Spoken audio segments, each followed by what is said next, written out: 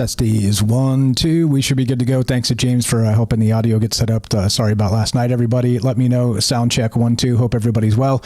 Just doing what we do, hanging out, talking weird stuff. We're here with Eric Smith tonight and talking about, radiation and some other weird stuff. Chernobyl and the Ark of the Covenant and all kinds of wild things. What's happening? I see you guys in the chat. Hope you're well tonight. We got Eric is here. Of course, we got Joey, Dawn. What's up? It's that Dub.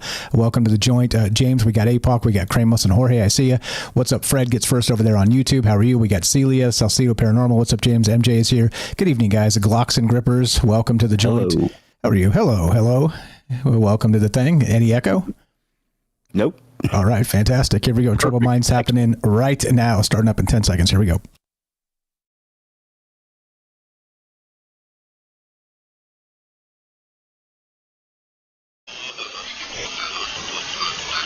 But I think the development of full artificial intelligence will spell the end of the human race. It's a flying object and we don't know what it is. I would hope somebody is checking it out. With the rockets or whatever, but incredibly fast, opposite direction. They were too fast to be an airplane. I'm glad the Pentagon is looking at this, because if it poses a threat, I want them on top of it. Well, the craft generates its own gravitational field. You said there's lights in the sky? The internet has become the command center for criminals and terrorists. 911, what's your emergency? I need help, please help!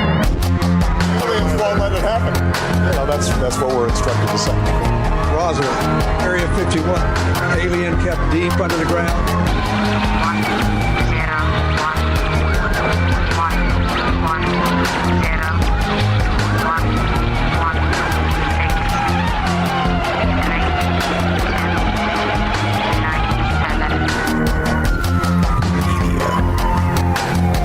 Doesn't have your best interest in mind.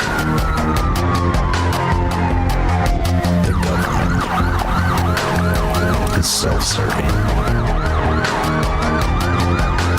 You're here for a reason. You're listening to Troubled Minds Radio.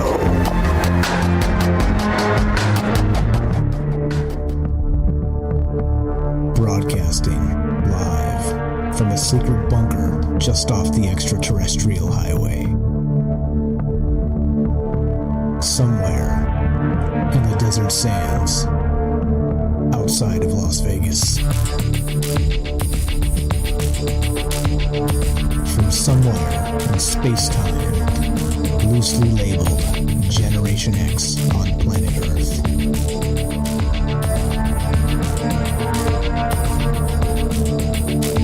And asking questions of you in earnest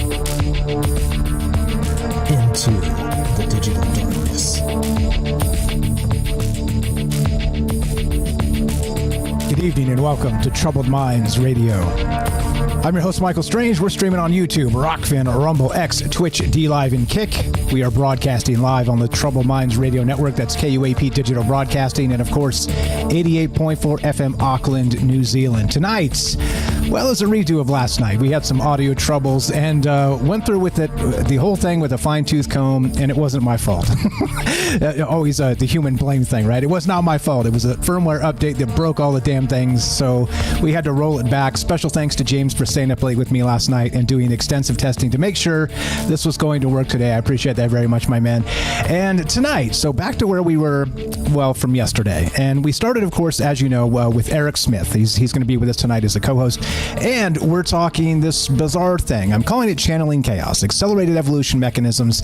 And we began with this weird story of Chernobyl's dogs are evolving faster than any species on Earth. And the links will be, of all these articles, will be in the description down below. But it got me thinking about a number of things. We've done this quite a lot, not just the Chernobyl Exclusion Zone, the dogs, and this type of thing. We've talked about it a 3 times on the show before.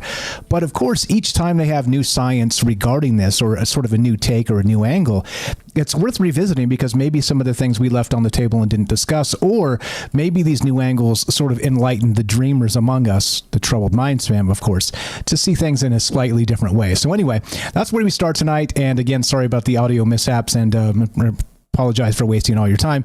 But let's welcome Eric to the joint. What's up, brother? Thanks for being patient with all of this, and welcome back. How are you today? I am good, and no worries at all. Thanks for having me, and excited to get into this bizarre topic of many convergences. Yeah, it's a little bit weird, right?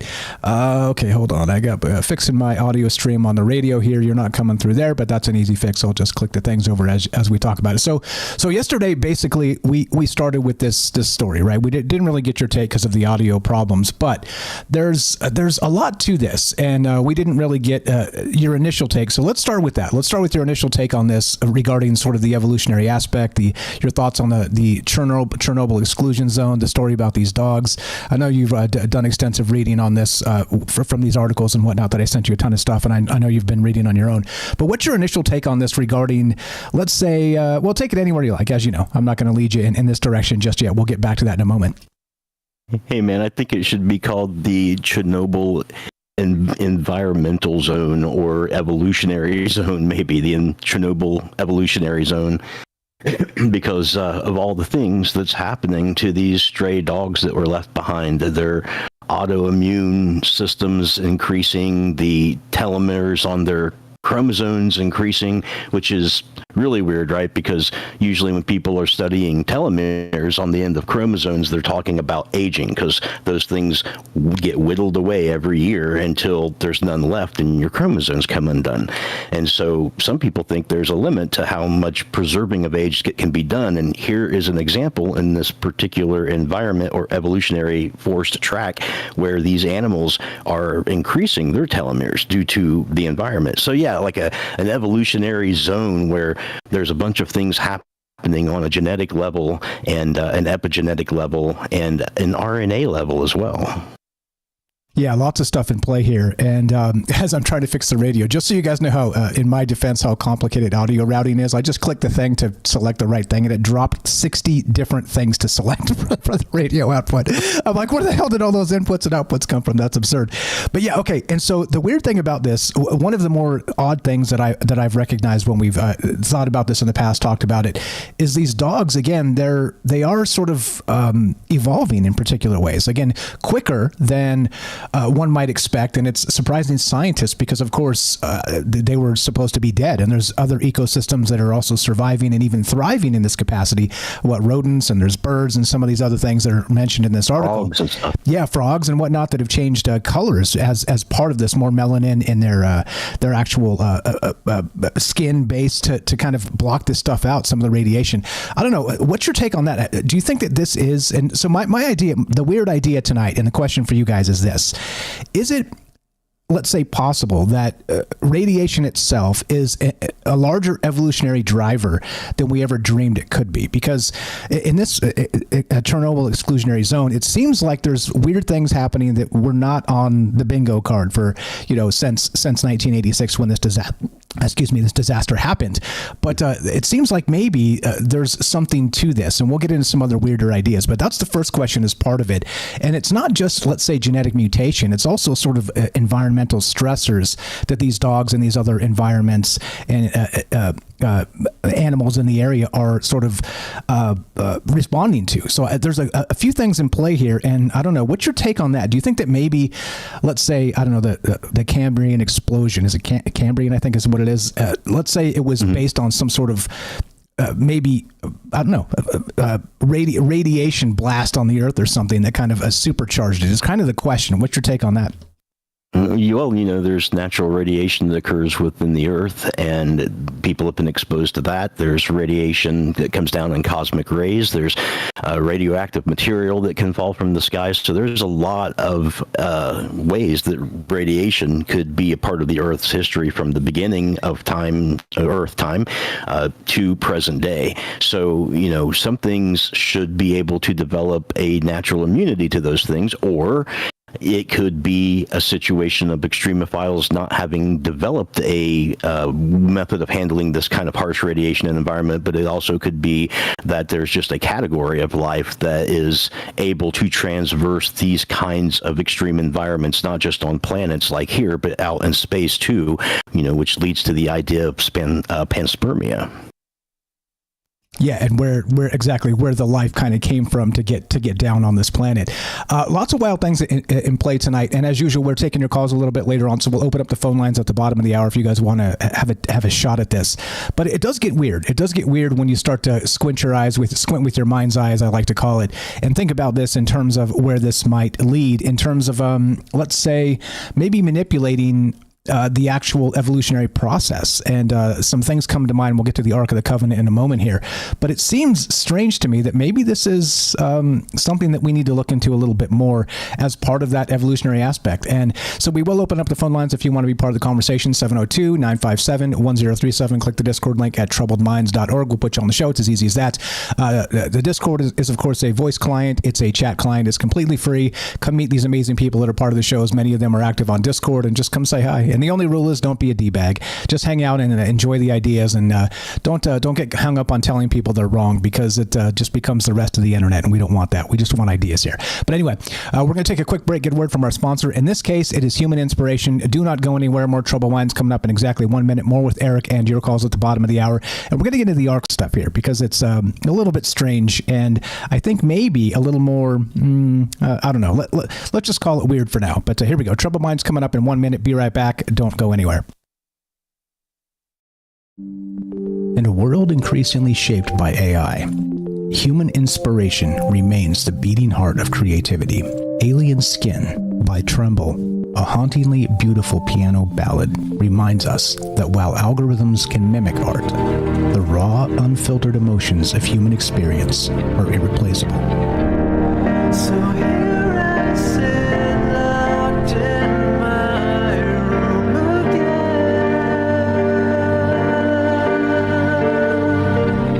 Written and composed by Jesse Ian in collaboration with Todd Smith, this progressive masterpiece delves into the depths of internalized grief and the silent toll of artistic compromise. As AI reshapes our reality, Alien Skin stands as a testament to the timeless power of human emotion and the complex beauty that only true artists can evoke. Experience the haunting beauty of Alien Skin by Tremble and support human inspiration.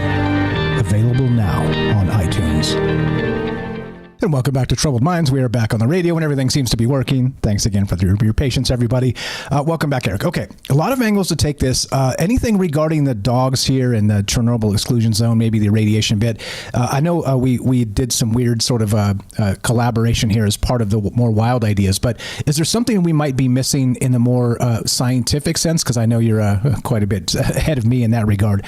But what else do you think we should talk about leading into the weirder ideas, the Ark of the Covenant and the ancient astronaut theory and all the rest of this stuff? Because, of course, there's a lot of ways to look at this. But what else you got regarding that? And let's take it anywhere you like, sir.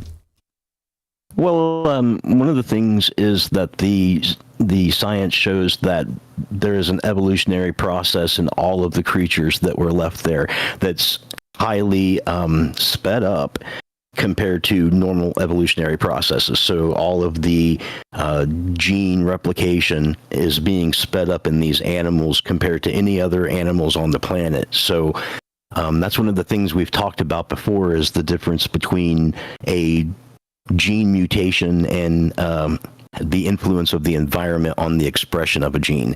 When you're talking about gene mutation, you're talking about either having something go in surgically like CRISPR and turn on, turn off, or remove certain genes, or you're talking about damage that occurs to the genes under things like cosmic rays or radiation or any kind of a high energy particle that would damage how these things are being replicated and causing them to continue to replicate in a damaged way. And the mutation, it's like rolling dice. It could be favorable, but if it's a true mutation, chances are it's not. Whereas evolutionary processes tend to favor favorable changes in the DNA and the life form. So in this sense, it's really interesting because what they're seeing is epigenetics happen. They're seeing genes expressing themselves, not being mutated in some random way, but expressing themselves in ways that allow for the longevity of the life form in the environment that they're in. So really, I guess, in terms of science, or what we might be getting into with the Ark of the Covenant, is that the radiation can be considered a catalyst for high, rapid evolutionary changes in life. Exactly. And so aside from Darwinian evolution, which is, again, the basis for what we understand it to be, and of course, that's always changing. Science is always changing. But in this particular space, I mean, there's Graham Hancock has wrote a lot about the Ark of the Covenant being sort of this weapon, a capacitor in some case. Or I was even reading a little bit today about him talking about maybe that, what was it? Was it Moses found a bit of a meteorite on Mount is it Ararat, whatever that one was? Yeah, Ararat. Yeah, wherever they found it, and put it inside the Ark, which was an actual radiation machine. A lot of ways to look at this, but regarding it, the idea when I was talking about this and kind of thinking about the idea kicking around into my head, it came to me that, okay, so if we can use radiation not just as a weapon, because clearly, I mean, nuclear weapons and all the rest, right? Radiation is so horrific, but also in, let's say, controlled doses, maybe an evolutionary catalyst. It kind of feels like we're on sort of the razor's edge here of, well, is this a good thing or is this a bad thing? And I think when you look at AI or anything else, like I talk about a chainsaw being a tool, you can build, a shelter that keeps somebody warm over the winter with a chainsaw, or you can create the Texas Chainsaw Massacre type of stuff, right? It's a tool, but you can do amazing things with it and terrible things with it. And I feel like maybe radiation is exactly this, and not just, let's say, nuclear power, but also maybe, just maybe, the ability to kind of fine tune this and possibly speed up the evolutionary process. Does that sound ridiculous to say? I don't think so. I mean, it's a matter of just increasing the time limit, right? Like it's almost like you don't have to be selective with radiation. You can be as heavy-handed with it as you want, because the heavy-handed environmental change is the thing that seems to speed up the evolutionary process, and that always seems to lead to an end result that's going to balance you with your environment, that's going to try to balance your living with the environment that you have. So, but it's hard to say, right? It could be also with structured mutations that you would get something unexpected and not environment related that would allow you to do something outside of that context. But this Chernobyl place is not the only place where these things have been noted. There's also Bikini Atoll, and Fukushima is something that's been fairly recent that's happened. And so there's a couple other places where there's been extensive amounts of radiation that's been dumped in bomb-like fashion, and creatures have survived and done surprisingly well compared to what we thought they were going to do, and seemed to have rebalanced into their environment quite easily. You even see this with gene drives, where people go out and try to change the constituent components of the genes of mosquitoes to keep them from propagating, and inevitably nature's selection ends up trumping the science-driven CRISPR gene drive that they're trying to do. And people worry, that you can't just go out and change genes and natural things. That might be a bad idea, but nature seems to assert itself almost every time. Well, nature always wins. Gravity always wins, as they say, right? A lot of ways to look at that. Yeah, which is the truth. At least for now. We'll wait until we have the actual specific immortality on deck, as we keep talking about that quickening and whatnot. But okay, let's see a few other things in here. So I guess the idea would be radiation is sort of a universal sculptor, as you were saying. Cosmic rays, solar radiation, deep space energy waves are constantly bombarding Earth, and even we have a little bit of radiation we give off as humans. So it seems to be part of our process, for sure, not just evolutionary, but our life cycles. But I don't know, how weird does it get when you start to think about it by not just like the Cambrian explosion like I described, but maybe it's not just a destroyer, but a creator. And that goes to some old mythology as well in a lot of ways, like I described, sort of the tool that can be used in two facets. But it's strange to me. But regarding that, go ahead if you have anything, but let's bring up that Ark of the Covenant, because I think it's important to this conversation in the larger context and what this means. But if you got a take on that, go ahead. Well, the Ark of the Covenant, has been a major ancient artifact that people have been hunting since they knew what it was or thought they knew what it was. There's a lot of different versions on exactly what the purpose of the Ark of the Covenant was. There a lot of debate on what it carried around inside of it. As you'd mentioned, people have described it as a capacitor, which makes sense because it has a cedar wood that's in between gold on either side. So there's like insulation in between two pieces of metal. So it could theoretically hold a charge. And it's been described as having a Elmo's-like fire effect at the top where the angel's wings meet. And it's also been described as killing people, and the ways in which it has destroyed people has been with burns and boils and rays, things that are very akin to having radiation poisoning or radiation burns, or having some sort of a discharge that's energetic, energetic particles of some sort, photons or what have you. Depending on who you ask, there's different things that are found in the Ark of the Covenant. One could be the Ten Commandments. The other could be the Urim and the Thummim. And the other could be the Ancient of Days. And each of these things are quite different from the other. Yeah, well, exactly. And not only that, so after, I believe it was the Babylonians sacked, where was the place where they kept it? Jerusalem, the first sack was Babylonian, yeah. Yeah, and so supposedly that's when they took it. Am I right there? Again, my history's foggy on this, but eventually it disappeared into history. And I'm not sure if it was the first sacking or the second sacking, but the big one. But anyway, if you know, go ahead and say it so I don't feel less like a moron. And just the second siege of Jerusalem, when Vespasian came down, the Romans came down to kill everybody there. The thing that happened right before Masada happened, they think that they took it out then, because by that time everybody knew the Romans, and everybody knew that the Romans weren't kidding around if they said they were coming to destroy your city. They had done that in the past, and so it was inevitable, and people knew that, and so it's believed that they knew it to the point to where they took the ark and they spirited it off somewhere and hid it. And there's different places where it's supposed to be to this very day. One of the main places is Ethiopia. In a lot of the Ethiopian churches, they have little miniature Arks of the Covenant, and there's even a place that's guarded day and night that's supposed to house it there. And there's some genetic evidence for it too. But at any rate, nobody really knows. Some people say that the Romans actually got it and that they didn't get away with it, and that they took it and basically melted it down or sold it to pay for the Colosseum, because the second siege of Jerusalem was like in 79 and then 80, and then the Colosseum was built like in 80, and so it was very close. So nobody really knows, but there are definitely people had an interest in it, and if it did end up in Ethiopia, they're protecting it. They won't let no one see it, so it's hard to say. Yeah, and that's where I was leading with that. I'm not sure if I sent you this article as part of it, but I found this from the New York Post, and this is from, a few years back, 2021, I want to say, 2022. At least 800 Ethiopians killed after defending the Ark of the Covenant. And here's so it's in the Church of St. Mary of Zion in Axum, Ethiopia. And so it's just the first bit of this. So at least 800 people were reportedly killed in Ethiopia as worshipers and soldiers risked their lives to protect what Christians there say is the sacred Ark of the Covenant from local militia.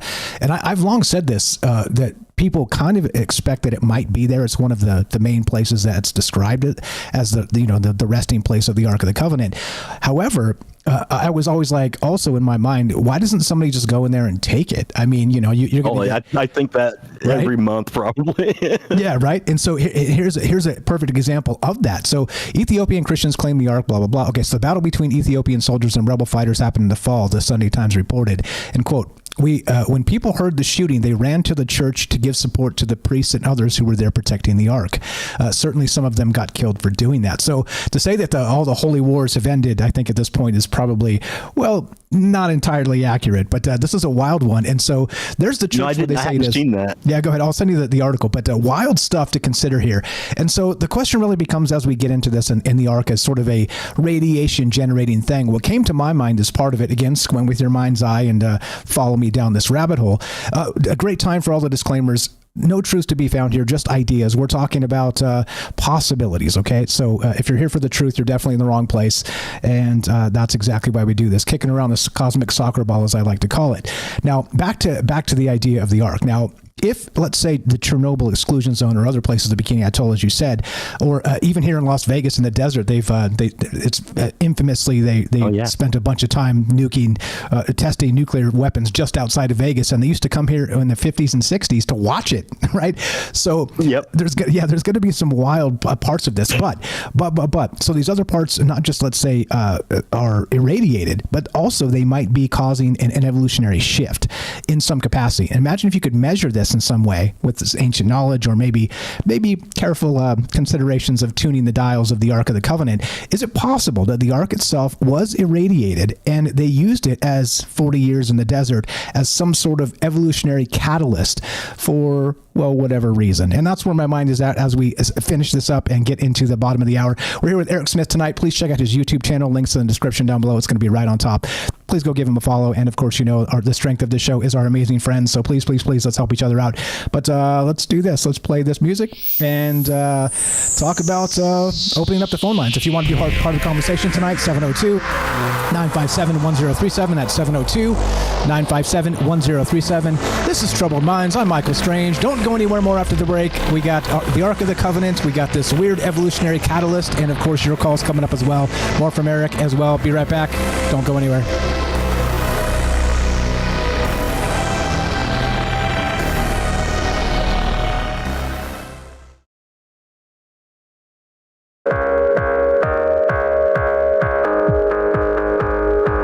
Electric sparks beneath neon lights, a burst of power igniting the night. Controlled surges, evolution in motion, a dance of atoms in cosmic devotion. Radiate inside, let the change take hold. In this fusion, the story unfolds. Radiation bursts, controlling the scene. Evolution rising in radiant dream. Feel the power coursing through our veins. Underneath the starlit, endless flames. On the ashes, a new dawn will rise. In shadows of past to future lies. A world reborn with electric glow. Through every pulse, feel the flow. Guided by waves, a harmonious dance. In this revolution, we take our stance. Radiation bursts, controlling the scene. Evolution rising in radiant dream. Feel the power coursing through our veins. Underneath the starlit, endless flames.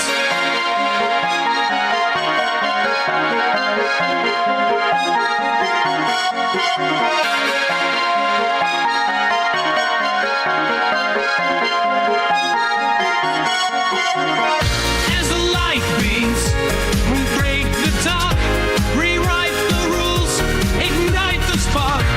In this moment, we elevate, embrace the change, resonate.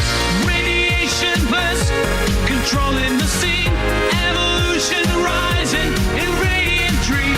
Feel the power coursing through our veins. Underneath the starlit, endless flames.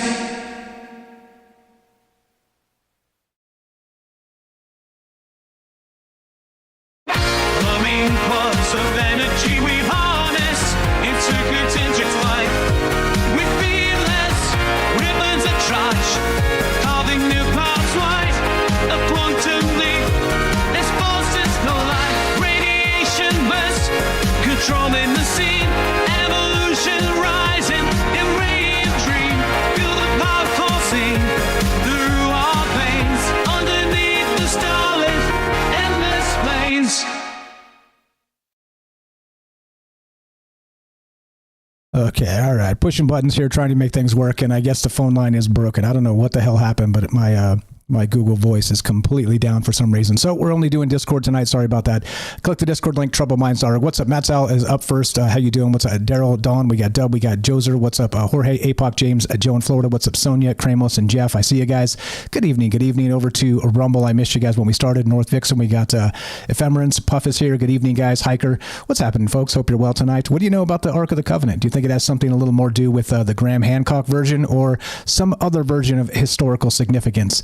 Or I don't know. I guess depends on how you look at it. Maybe not at all. What's up?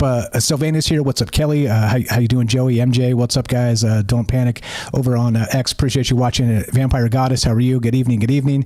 Who else is here? Who did I miss? Joey the Gent. How you doing, my man? We got Illicit is here. What's happening? Max Remote Viewing. Salcedo Paranormal. We got Glocks and Grippers. I think I got you up to that point. What's up, MJ and Celia? All right, here we go. Troubled Minds coming up right now.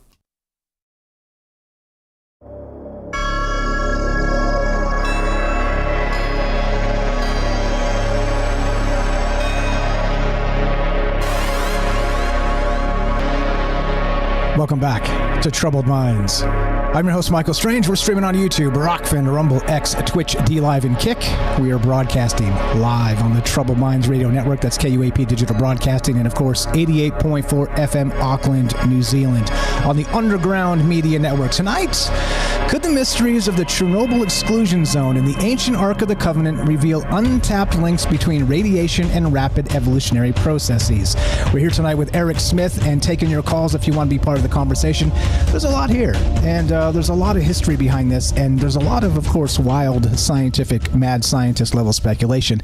But what do you know about it? And does it feel like maybe, just maybe, that this,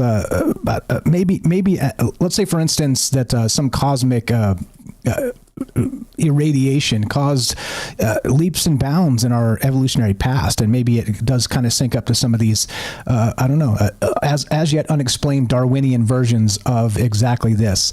I don't know, just a what if, as usual, which is what we do on this show. But love to hear your thoughts. We got Matsal coming up first, but Eric, welcome back. How you doing, brother?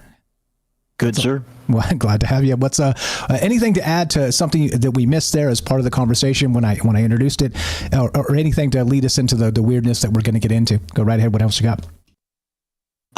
Just we could talk about what the various things that could be in the Ark, whether it's the Ten Commandments, the Urim or the Thummim, or whether it's the Ancient of Days. So we could talk a little bit about that.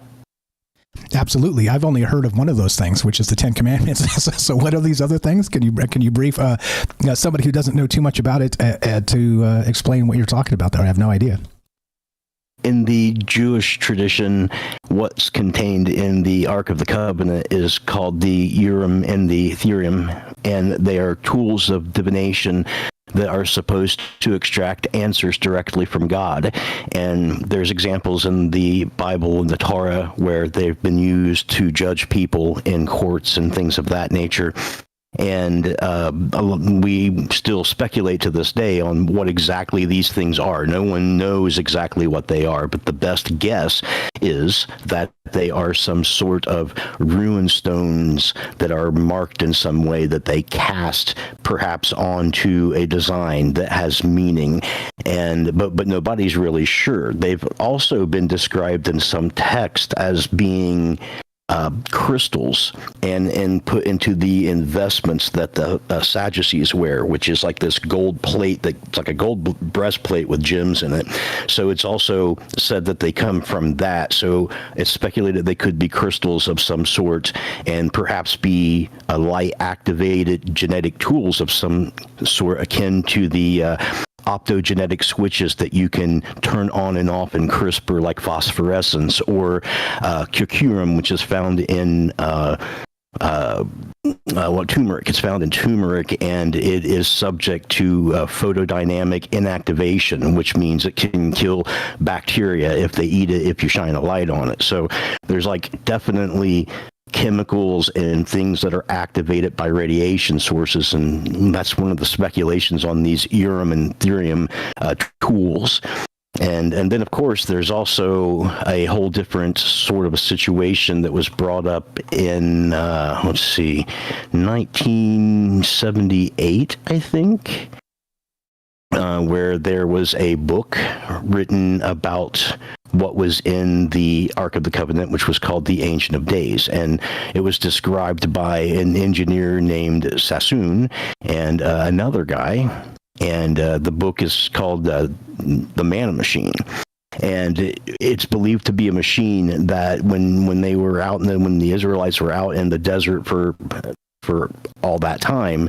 It says in the Bible that they sustained themselves on manna from heaven, and that's another thing that people have speculated about. Well, these guys have translated the Kabbalah and the Zohar, which are two Jewish texts, and they were able to take the descriptions in there where the Zohar is describing the Ancient of Days as a deity figure.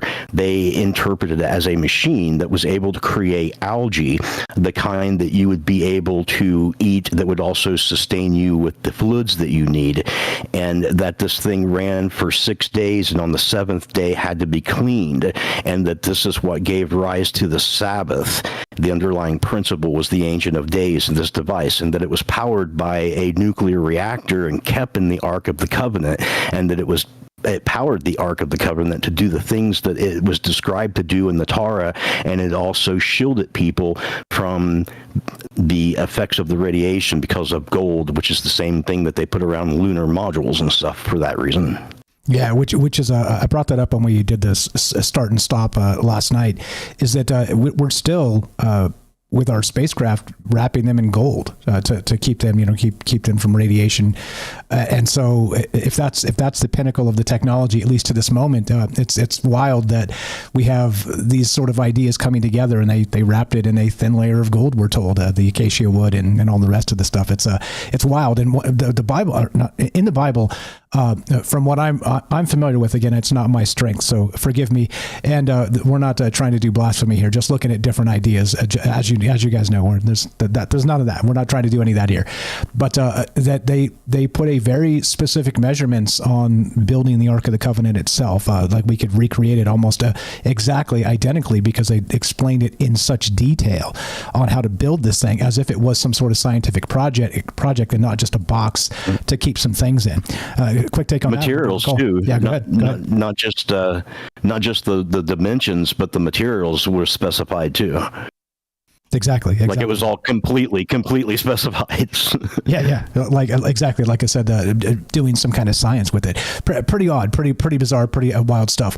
Talking again, radiation, the what is the Chernobyl Exclusion Zone? These irradiated dogs, evolution, a little bit of the Ark of the Covenant. As usual, nonlinear, open-ended. We can take this conversation wherever you guys like. That's the point of doing this live and talking to real people out there, talking about extraordinary things. Let's go to 702-957-1037 is the phone number that usually works. It's broken tonight, so don't call the phone number. Do pop in here on Discord, troubledminds.org. Click the Discord link. We'll put you on the show just like this. Let's go to Matthew in California. What's up, Matzal? How you doing, brother? Welcome to the join. Go right ahead. Hey guys, good show. Thank you. Thank you. Glad to have you. Go right ahead. I'm glad you could do it. I'm going to start with animal evolution and then work my way to the Covenant Ark. But I like to talk about animal evolution and look at animals and see how they have evolved and to be better. Just like viruses can mutate and stuff like that. But so like with animals, my first one I was thinking of, because I'm tying it to the dogs in Chernobyl and how they're evolving faster to become better.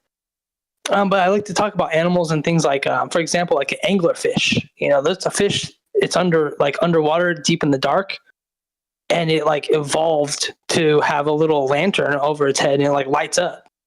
And that's like, it's a really scary looking fish, but that's kind of crazy how it like evolved to see in the dark. And then I think, go ahead. No, I'm just doing, yeah. But I'm thinking about animals, and I watched this, we're talking about caves the other night on James's show. And I watched this documentary about, there's these caves in Mexico that, the crystal caves, and these explorers, they found it, they went down there, and these caves have not been explored. They haven't seen daylight in so many thousands, like how many thousands of years. But they're finding like a whole ecosystem of animals down there. And all these animals, they've been under the ground in the dark. And all these animals, all the lizards and like mice and geckos, spiders, all these animals, they're all albino. They're all white. And they don't have eyes. Because like they don't need eyes to see in the dark. It's dark, so they've like evolved to like, I don't know how you say it, to evolve to match their environment. Is that, are you guys following me on that? Yeah, man. Yeah, they're like balancing out. They shed the stuff that they don't need that's not useful for their environment, and they gain extra things that they do need for their environment. Do you feel like that's kind of what we're talking about with those dogs? Absolutely, yeah. I believe it's a reaction to the extreme environment that causes rapid acceleration of evolution, and in a way that's allowing them to find a harmony with the nature around them. They have some defense against the natural nature. The natural nature. I don't know. Yeah, it's pretty wild. I feel like with the radiation thing, it's like it's kind of like with other kinds of poisons where it's like magic mushrooms and stuff like that. It's, a little bit, can help you, or, we talk about the benefits of that. But then too much, as a poison, it's bad. So it's like balanced out where they got the dose of radiation, but it's not killing them. So they evolve like a virus, like a mutation of a virus almost. Literally, the epitome of what doesn't kill you makes you stronger, at least in that environment. That's cool. I mean, you could have like space hounds out there, man, you just like but I guess that's the cool thing about it, right? It's the idea that if we were to become a spacefaring civilization, we would maybe to be able to develop naturally immunities to these kind of things wherever we would end up putting up camp or whatever, wherever we go. Yeah, that's a different way to think of it, because we're not spacefaring creatures, really.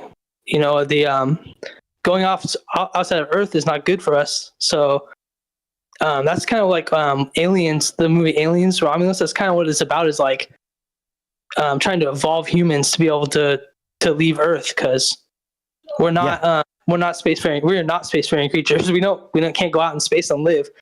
So maybe we need to evolve to withstand that radiation outside of Earth. Yeah, it's a really subtle part about that movie that you bring up. The idea was they had found that mutagenic oil virus thing or whatever it was that caused the xenomorphs in the first place, and the concept of why the company wanted it was because they thought they would be able to manipulate man to be able to survive the harsh environment of outer space. So that was a really cool part of you're right, that was one of the central themes, and you see it kind of playing out here in this Chernobyl evolutionary zone. I guess I'm going to stick with that. Yeah, it's cool. You made me kind of think of that, because that was off top, like out of my what I was going to talk about. But yeah, that's kind of cool. Can I talk about the Ark of the Covenant? Yeah, of course. Go right ahead. So I was thinking about the Ark of the Covenant, and one of the things that really kind of tripped me out, I was thinking about this was like, because my favorite part, of Raiders of the Lost Ark, at the end. Spoiler alert. It's like it shows this giant warehouse and a forklift, and they box the Ark of the Covenant up in this warehouse, and they built, they're wheeling around in a forklift, and it's just this huge like warehouse full of artifacts, and it's like that's kind of wild, right? But what I was thinking about was in the Ark of the Covenant, they said there was these two angels, and I always thought they were angels sitting, something about they came back to find it, and there was these two angels sitting on each side of the covenant, of the Ark, of the box. But the thing was, I started researching it and come to find out that it never said they were angels. They're not angels. They're called the cherubim. The cherubs? Yeah, cherubim? Yeah, they're cherubs. Cherubs. And so it was weird because when we think of the angels, we talked about the biblical angels and all that. But they're cherubs, so they kind of describe them as like they're like sphinx creatures with like the head of a human but a lion body but wings. And that to me, that right there, and it said they were like the guardians of these like ancient artifacts, or these like special artifacts. But that's kind of weird to me. How come they weren't angels, they were like monsters guarding it? What do you think about that? Well, in early Christianity, there's a whole different bunch of types of angels. There's different, they call them, I think, the choir of angels or the row of angels. But there are a bunch of different classifications of angels and what they do and what they look like. And the Romans, ancient Romans, had adapted this too. They had cherubs in their mythology, and cherubs were a part of that. So in a way, in a large way, when Christianity started happening and was a monotheistic thing, they really never gave up that whole monotheistic thing. Like, they were always sticking with the polytheistic. Even though they said, no, it's one God, it was still one God, the Holy Spirit, the Son, and the Trinity, and then Mary, and then there were saints, and then there was a whole choir of angels. So that was adopted directly from their recent past with like Roman polytheism. So these things have been around for like a really long time and they've never really left. They've been reclassified as we go through time. But for sure, yeah, those things were a part of the ancient world, and there they were guarding that. And that's exactly where they described the St. Elmo's fire effect happening, almost as you can just see the buildup of energy there. And one of the other things was they would carry the ark with these poles, these wooden poles, which are great insulators, right? And woolen robes that they would wear. So they even had special ways they were supposed to handle this, because to not handle it in that special way was to get fried. Yeah, which is not the best. I'm reading this, Matt. I'm gonna fill this in because I was as you were describing the cherubim, I found an actual description from Revelation 4:6. It describes them as having 6 wings and being full of eyes all around and within, continuously praising God in the words, "Holy, holy, holy is the Lord God Almighty, who was and is to come." And they were, in this context, they were described as living creatures around the throne of God. Just to fill in some of the blanks there for myself and for everybody listening. But fire stuff, go right ahead. Don't they sound like really good sentinel creatures? Yeah, gargoyles on steroids. Absolutely. Eyes everywhere. Yeah, and kind of tying that to the Ark of the Covenant, and kind of tying it to the evolution of like the radiation, like creating or making new things, like making these creatures somehow. I don't know. Just thinking about different things. I like how you brought it up as like there's all different kinds of angels and different types of like different races, and that's one of them. I just thought it was weird. Go ahead. That's a good point too, though. Talking about it, it's also a really good sign that there might be radiation that's affecting evolution with these creatures on top, looking like that, looking like some bizarre mutated natural animal, but not natural. It's like, at some point, someone's like, "You couldn't have figured this out. We put an obvious thing right on top of the ark. Oh no, we thought it was angels. Sorry." Totally. Go ahead, Matthew. What else you got? That's good stuff. I appreciate you guys doing the show. It's a good show. I just was thinking about animal evolution, and I guess my next question would be, what's going to happen to these dogs? Are they going to keep evolving until what's the ultimate evolution of a dog? How does it? Would it be like a demi-dog, like the demi-dogs from Stranger Things? Yeah, we supposedly they evolved from dolphins. Really, dogs? Which makes some sense because they say that dolphins are the dogs of the sea, right? Kind of in that capacity. Yeah. We were Eric and I were making the joke yesterday as we were kind of putting the show together in the afternoon. I sent him the little gif of the dogs playing poker, right? So maybe that's the end result of dogs evolving quickly. Maybe they end up smoking cigars and playing poker together around the table. Same thing we did with sentience. Exactly right.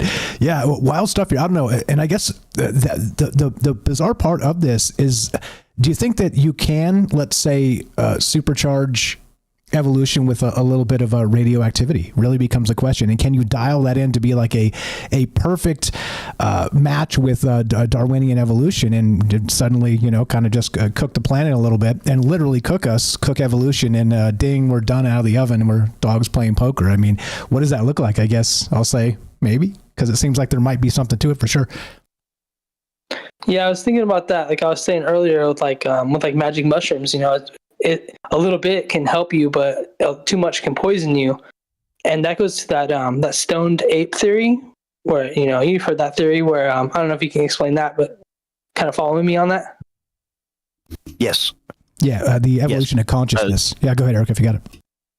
Yeah, no, like you said, the evolution of consciousness due to eating substances like psilocybin mushrooms, or having a lot of ancient religions being connected with some type of a drug, like with American Indian, you are connected to peyote sweat lodges, Peruvian sweat lodges, the Oracle of Delphi fumes, there's various types of going into trances back in ancient times that was directly connected with this idea of drugs. So the idea of the stoned ape theory is that not only was consciousness born at the same time, but also the concept of religion was born at the same time that consciousness was, due to this psilocybin ability to dial to basically, well, I won't get into it, but yes, I know what you're talking about.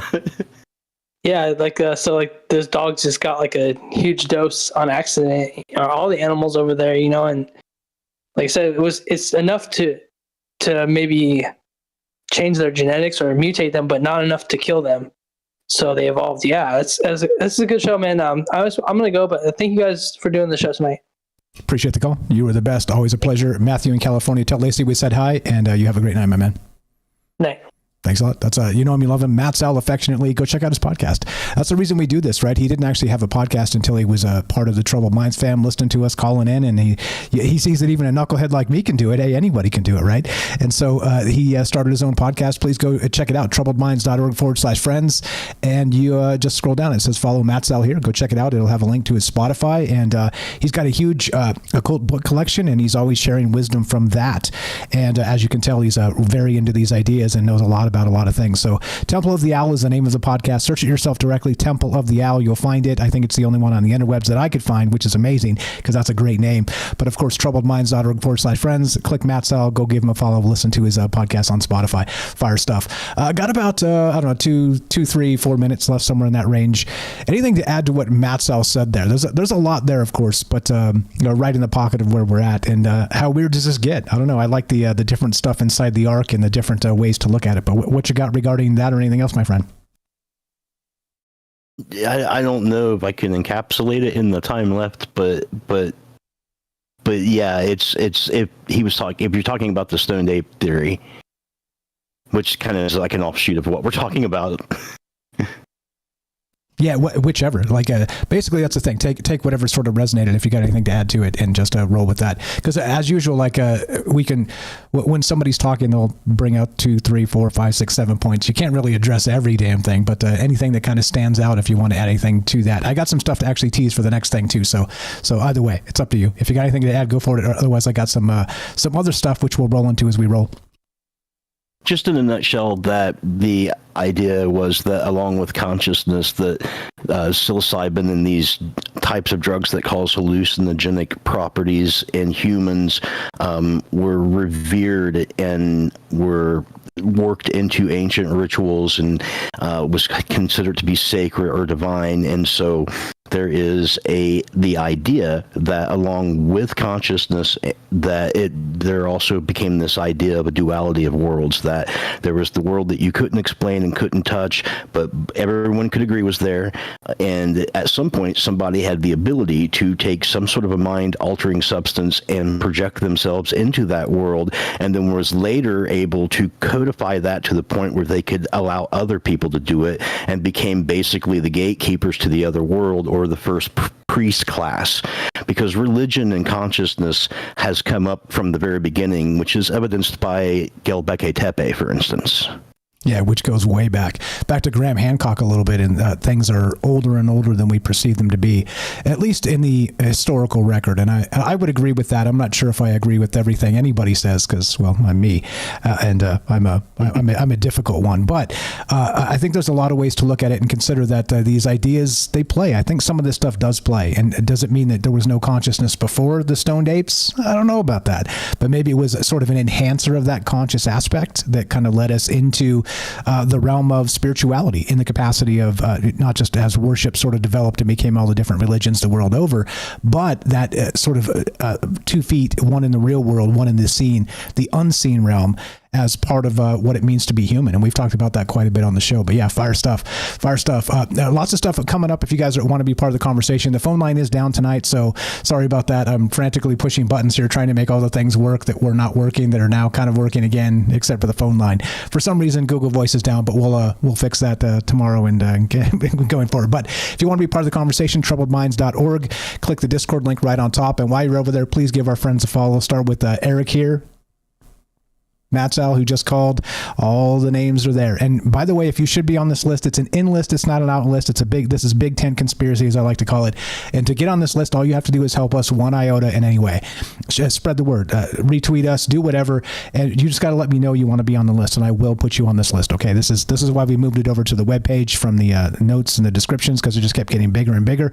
And the idea was, well, let's just put everybody on a webpage. And if we have to make 900 web pages to make it happen, that's what we'll do. And having a lot of smart friends is a blessing. It's not a curse. So thank you to each and every person who's helped us as a part of the show, as we not just culminate these ideas and talk about them in real time together, but also if you've helped us in any capacity whatsoever to spread the word about Troubled Minds. You can reach me at troubledmindsradio@gmail.com and say, hey, put me on the list, Mike. Here's my link. Here's how I help, and I'll know you. I pretty much follow the chat pretty closely, and I know most of you. So although we have a huge contingent of lurkers out there on the podcast feed, so shout out the podcast feed. If I don't hear from you, I do see you with the downloads, so I appreciate that very much. Which we're nearing 1 million downloads, and nearly 7 years of doing this. So yeah, hey, proof is in the pudding, right? 10 million Elvis fans can't be wrong, or whatever they say. Anyway, more Trouble Minds coming up with Eric here, and taking your calls on Discord. James is coming up, and what do you know about this? Is it strange that we have a convergence of ideas in the space of radiation as a catalyst in evolution? I don't know. And I don't know it's good enough for me, but possibilities certainly play. One more time, the phone line is down if you want to be part of the conversation. Click the Discord link at troubledminds.org. We'll put you on the show. We got James coming up, more from Eric and your calls as well. Don't go anywhere. Be right back. More Troubled Minds on the way.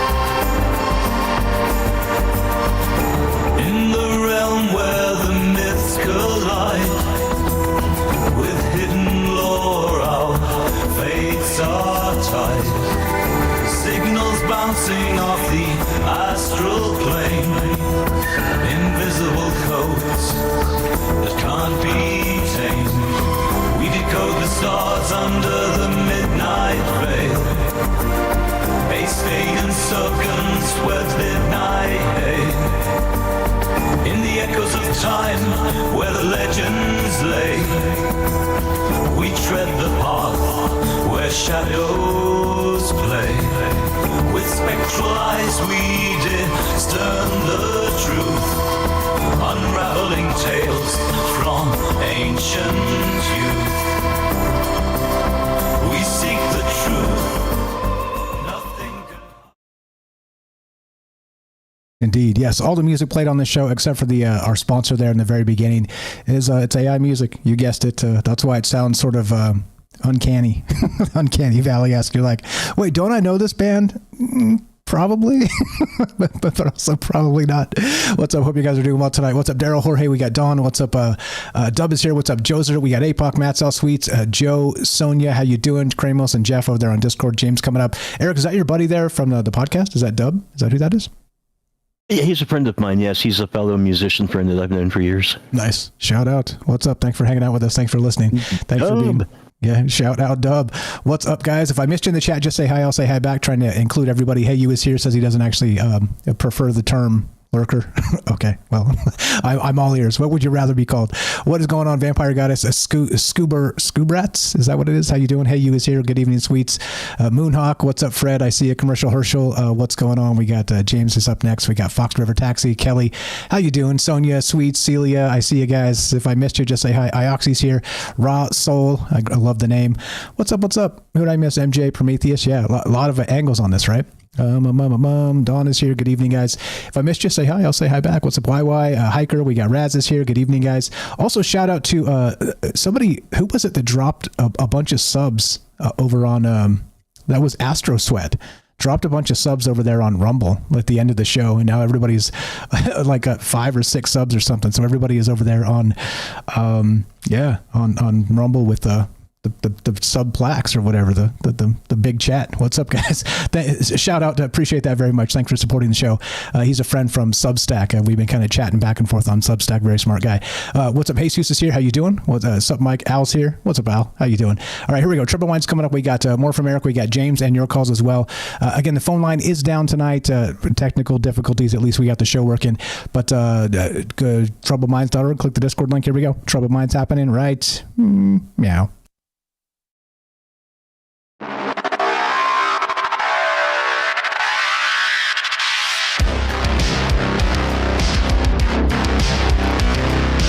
Welcome back to Troubled Minds. I'm your host, Michael Strange. We're streaming on YouTube, Rockfin, Rumble, X, Twitch, D Live, and Kick.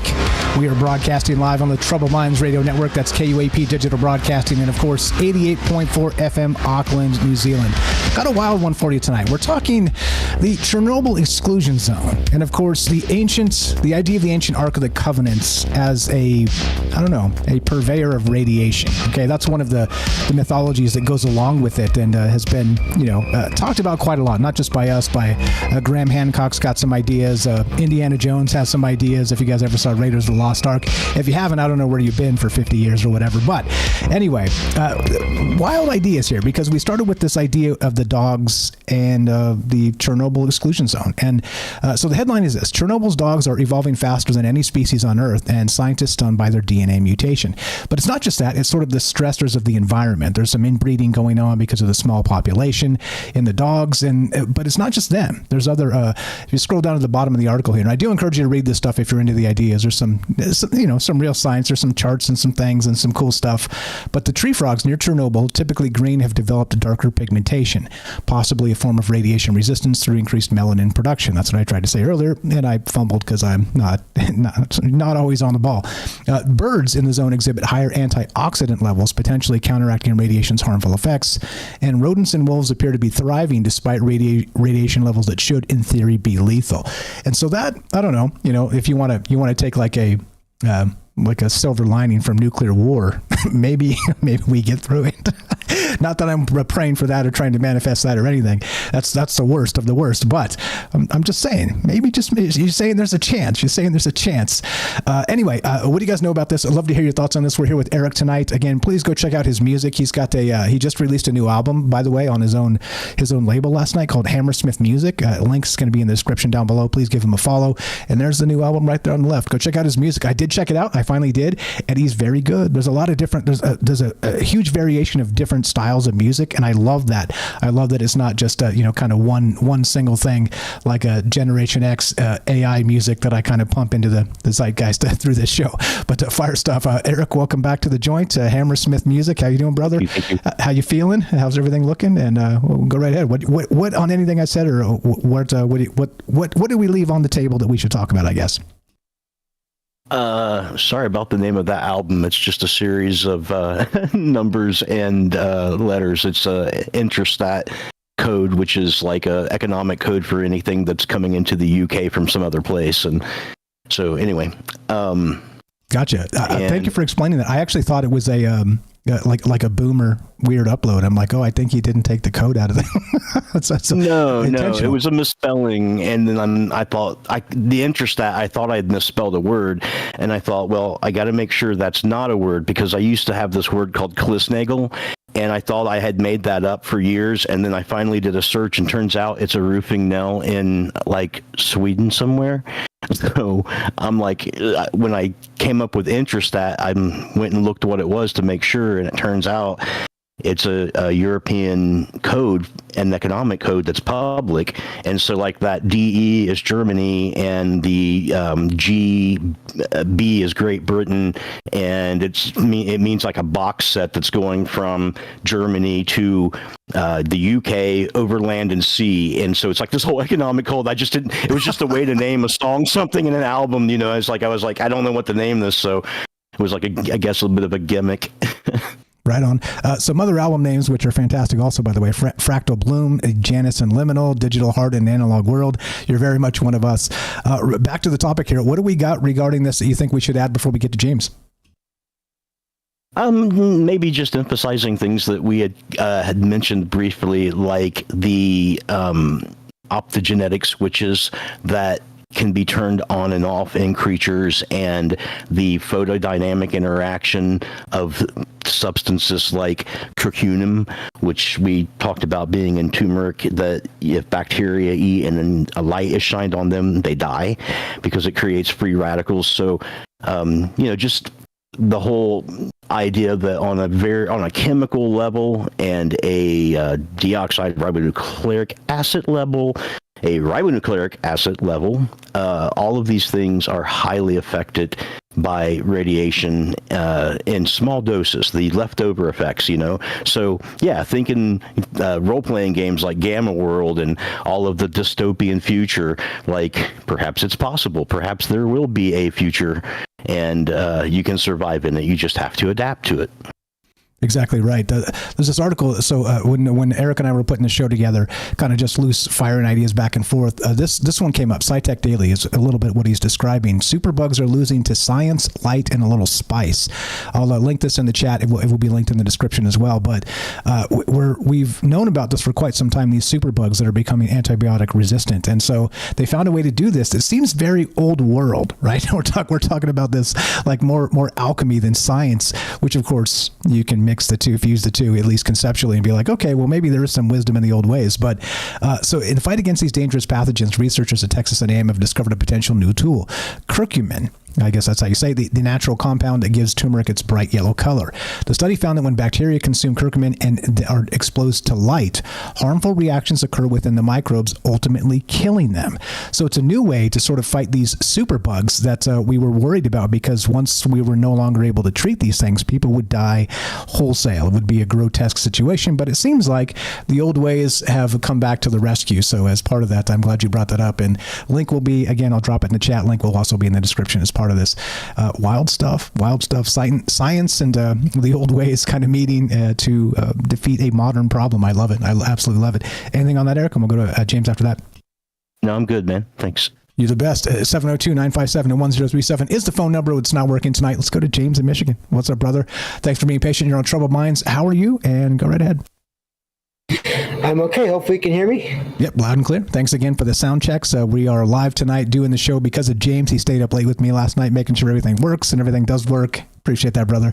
Welcome to the joint. Go right ahead. What's on your mind? No, it was no problem. And what's funny is we actually got to talk for a little while after that was all done, which we don't always get to do because you and I are both so busy. So that was a nice little bonus as well. We don't get to catch up as much as as we'd like to sometimes, I'd say. Absolutely. Good to catch up. 100%. I still got that list. I'm still working on the list. We got stuff we're working on. So as always, move your arms and move your legs, stay busy, because you never know. Maybe tomorrow it changes and you can't move your arms and legs as much as you can today. You're the best, James. Go ahead. What you got? Well, this all brings to mind, of course, something I'm a lot more familiar with, which is fiction. And the way that themes from the real world, or this world, I like to say this world because I have this idea that everything that is fictional here is real somewhere else, in some other universe in the multiverse. And it just, all this makes me think of a lot of the comic books, of course, that came out in the early 60s, the early 1960s, that so much of that was about radiation. And of course, in those comics, radiation did not kill the characters. It actually, in one way or another, gave them superpowers, basically, and or turned them into monsters in the case of the Hulk. But if you look at just so many characters from that time, the ones that come to mind first are, of course, the Hulk, Incredible Hulk, and then Spider-Man, both victims of accidents and involving radiation. And I won't go into the whole backstory because that's not really so important here. But then you have those situations where it's an accident. But then you also have this other aspect in the comics that has been brought up, the idea of mutation happening naturally. But even that is complicated because in some cases, at least in one character I know of, in the case of one of the characters, was born naturally a mutant, except their father worked in and around radiation. And so how does that work? And I guess my ultimate question to all this is any of that, would any of that be possible in this world someday? And how would that work? And I don't expect all the answers from you all because I have no idea. But it's just, to me, that's an amazing question to consider there. Yeah, when I was kind of conceptualizing the show and thinking about the radiation, that old 50s comics type stuff did come to mind, and I was thinking Captain America. I was thinking, I'm not sure if he fits the bill there. I'm not the best with the comic stuff. It's been a long time for me, but Spider-Man certainly came to mind with the radioactive spider, and I don't know, and it's not the only one. There's going to be a ton of these, not just the heroes, but the villains that have sort of been zapped into a state of super hyper evolution to gain these powers based on, in Spider-Man's, which is the one I'm most familiar with, in his account, sort of funneled through the DNA of the spider, which, again, I don't know, right? Like, we're sort of fusing ideas here with old comics, with old storytelling. And as we say, shout out Brian Johnson, our weirdo friend on Twitter there that's trying to stay alive forever. That guy, he says the storytelling is the most powerful technology. So I do wonder, right? Keeping these ideas alive through stories and comics and all the rest is exactly what we're doing, looking at the old ways and the new ways and sort of merging these ideas together. It certainly fits, doesn't it? Yeah, I would say so. And I mean, those are just the characters that we know of that are in the comics that are, have been around again. This is, now if you look at it, that's 60 plus years ago now. Which is just wild to think about. So yeah, I just wonder how any kind of, like, let's say X-Men type of natural, quote unquote, natural mutation, because I don't even know if that's really the word to use, because again, you have these characters who they weren't directly exposed to radiation, but their parents were in some cases. And then so they sort of inherited these strange abilities or got these strange abilities through some kind of a mix of that radiation interacting with the genetics, the DNA, whatever, all the different biological aspects of their parents, one or both of their parents. Yeah, well said. Go ahead, Eric. It's certainly plausible. It's the underlying basis for the mRNA vaccines that they're trying to develop. Basically, what RNA does is it takes DNA information and propagates that throughout other cells and other places in the body. So as opposed to just having your DNA surgically changed by CRISPR or genetically changed through evolution or whatever, the RNA is the information carrier of that keeps that going through different generations. So the mitochondria DNA is what ends up getting passing down. So it's definitely plausible in a scientific way if they had all of the mechanisms to put it in place.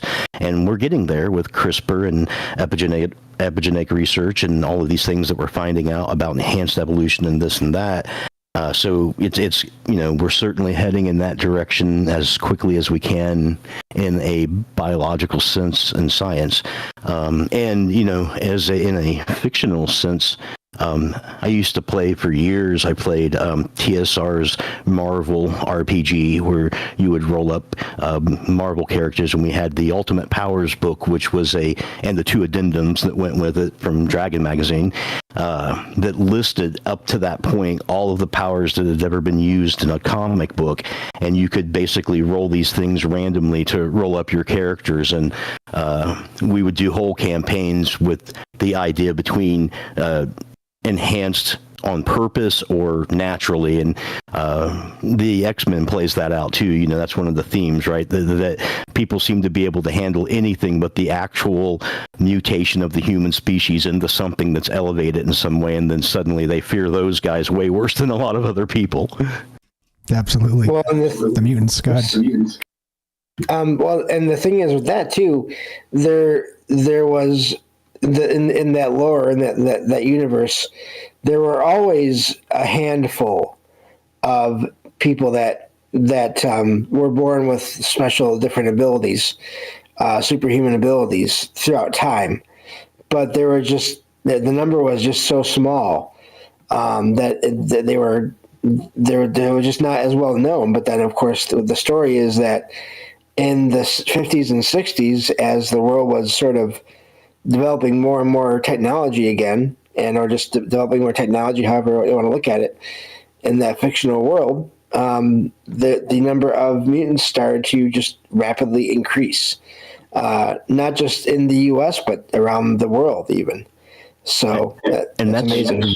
That's very analogous to what we're talking about at Chernobyl, that due to the effects of man, and what they call that, where we're living in it now, it's the Anthropocene period. I don't know if I'm saying that right, but it's based on the word anthropomorphic, but it's basically the time that we're affecting nature.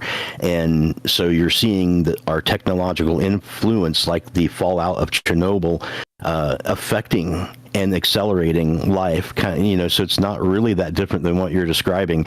As technology advanced in the Marvel universe, mutations started happening more often that was more directed and specific, and we're seeing that now. Yeah, that's really amazing. There's one other aspect that's maybe not as well known with those comics that I wonder about too, is that in some cases, some of the characters over time, they didn't just have the one mutation that they were born with or that activated when they were a teenager. They would, over time in the comics, develop other mutations.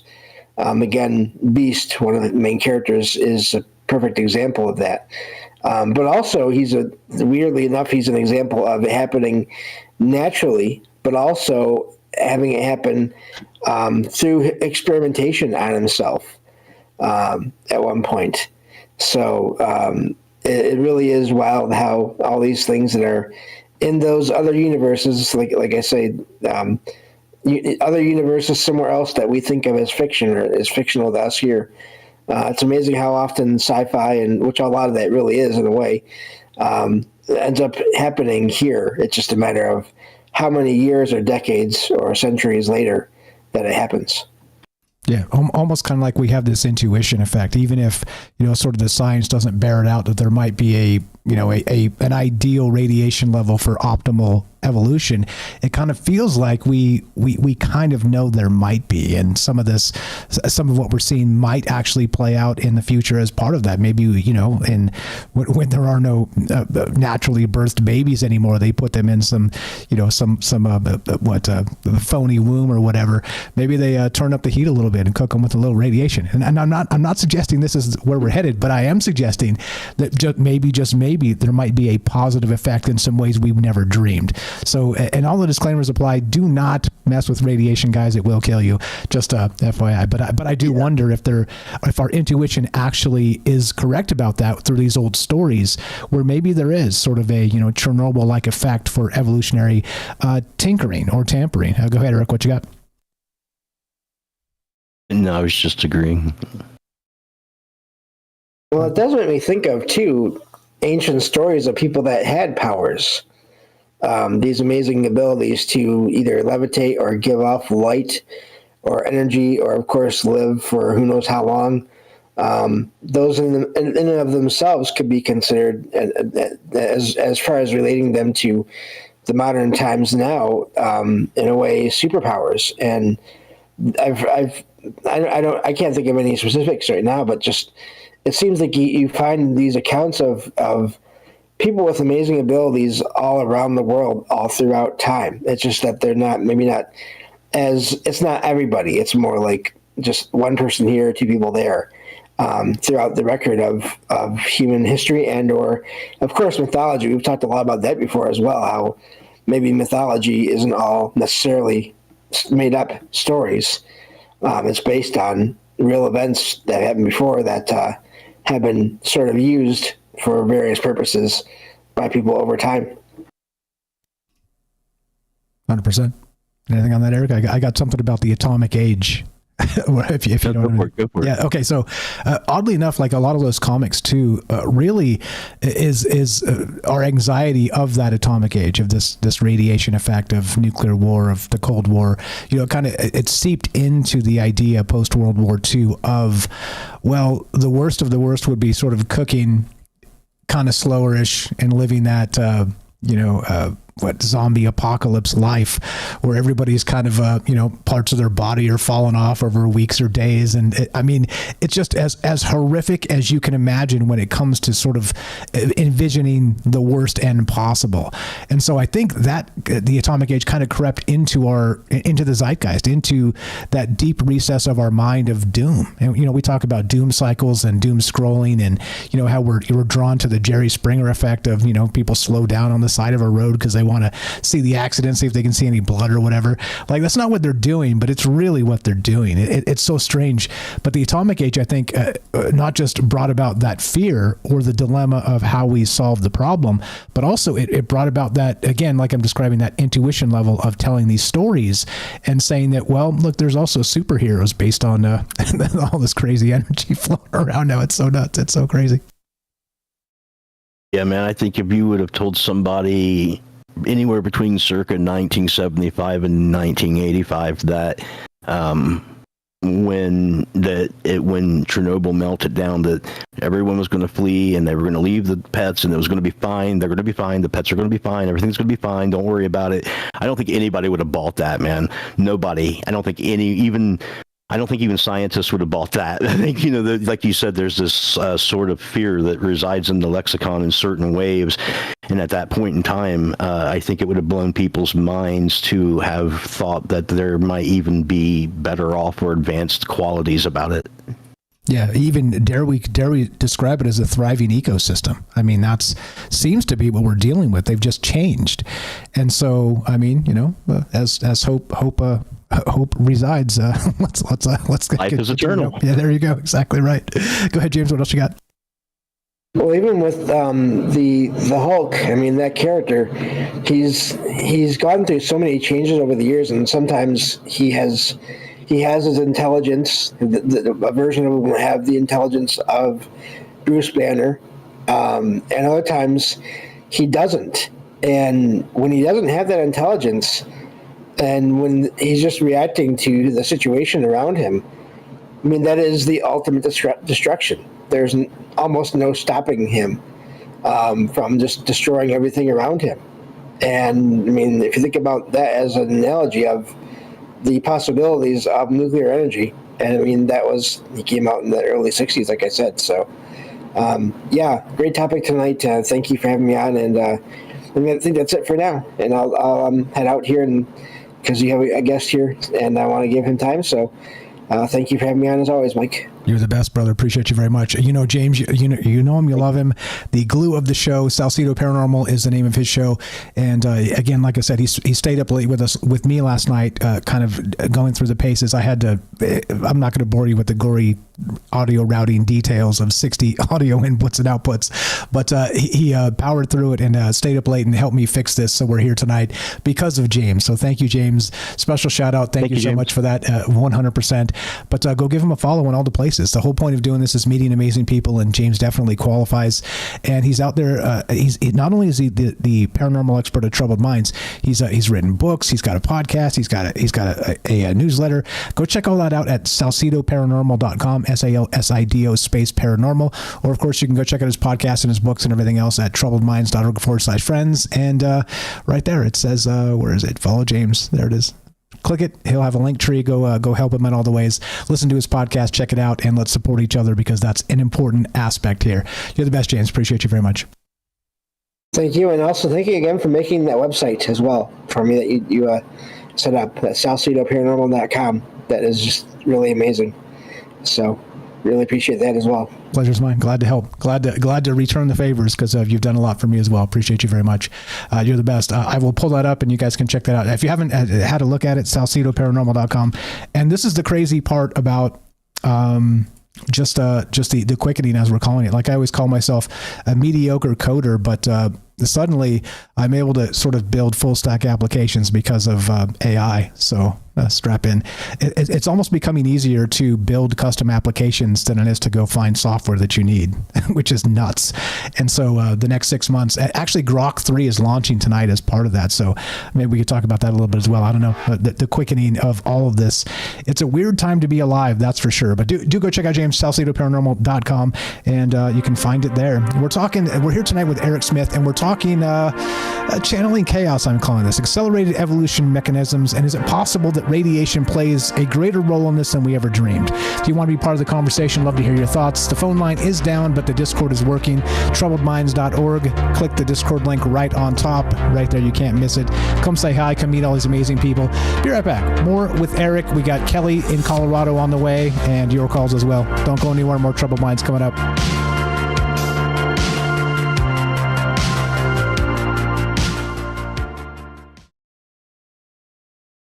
In a cryogenic slumber, lost in the lunar night, your face a faded number among the stars so bright.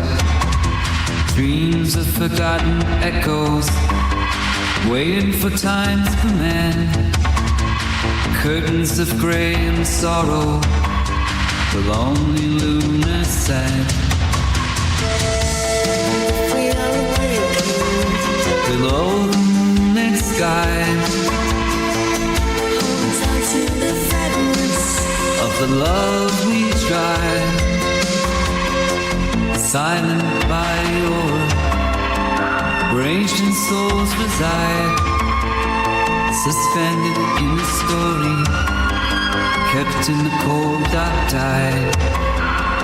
Our future's in the making, silver-etched domain, hearts kept in silent aching, till we meet once again.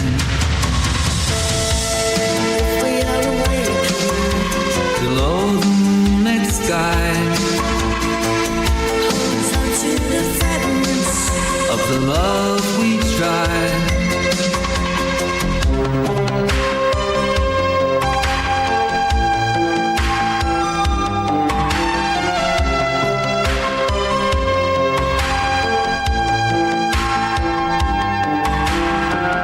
Frozen time we're resting, waiting for dawn's embrace. Whispers of love confessing in this forgotten place. Below the moonlit sky. Of the love we tried.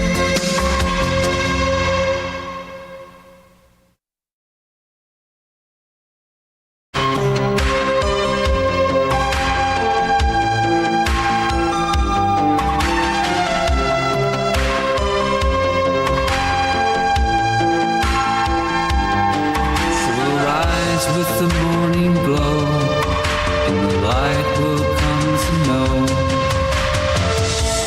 If we are awake below the moonlit sky,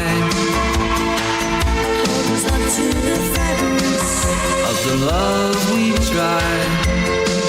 In the depths of lunar silence, our destinies intertwined.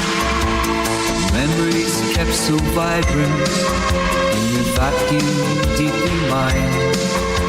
The tale of cosmic yearning across the astral sea, and the fires of hope still burning for when we finally breathe free.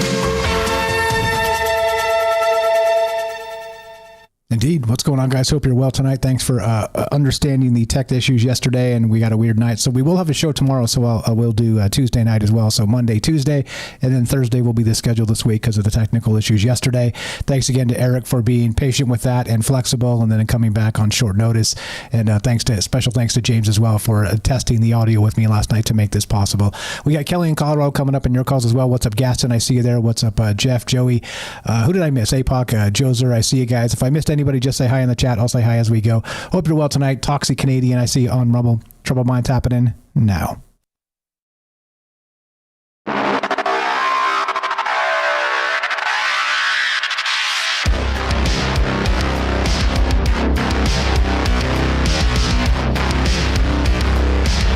Welcome back to Troubled Minds. I'm your host, Michael Strange. We're streaming on YouTube, Rockfin, Rumble, X, Twitch, D-Live, and Kick. We are broadcasting live on the Troubled Minds Radio Network. That's KUAP Digital Broadcasting. And, of course, 88.4 FM, Auckland, New Zealand.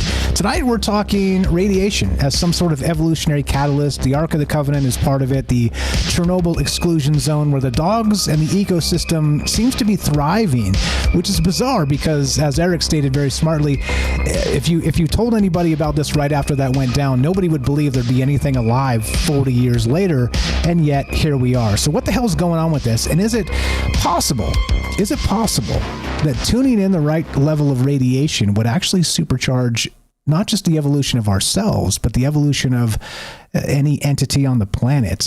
There's a thing I want to point out too as part of this. I was digging a little bit deeper today on the evolutionary aspect of radiation and this weird stuff. But there's this thing called the the Deinococcus radiodurans. It's a bacterium, an extremophile, and one of the most radiation-resistant organisms known. It can survive cold, dehydration, the vacuum, acid, and is known as a polyextremophile. The Guinness Book of World Records listed in 1998 as the world's most radiation-resistant bacterium or life form. And so much so that people have even described this as maybe coming from space, actually thriving and evolving in space, which is wild, right?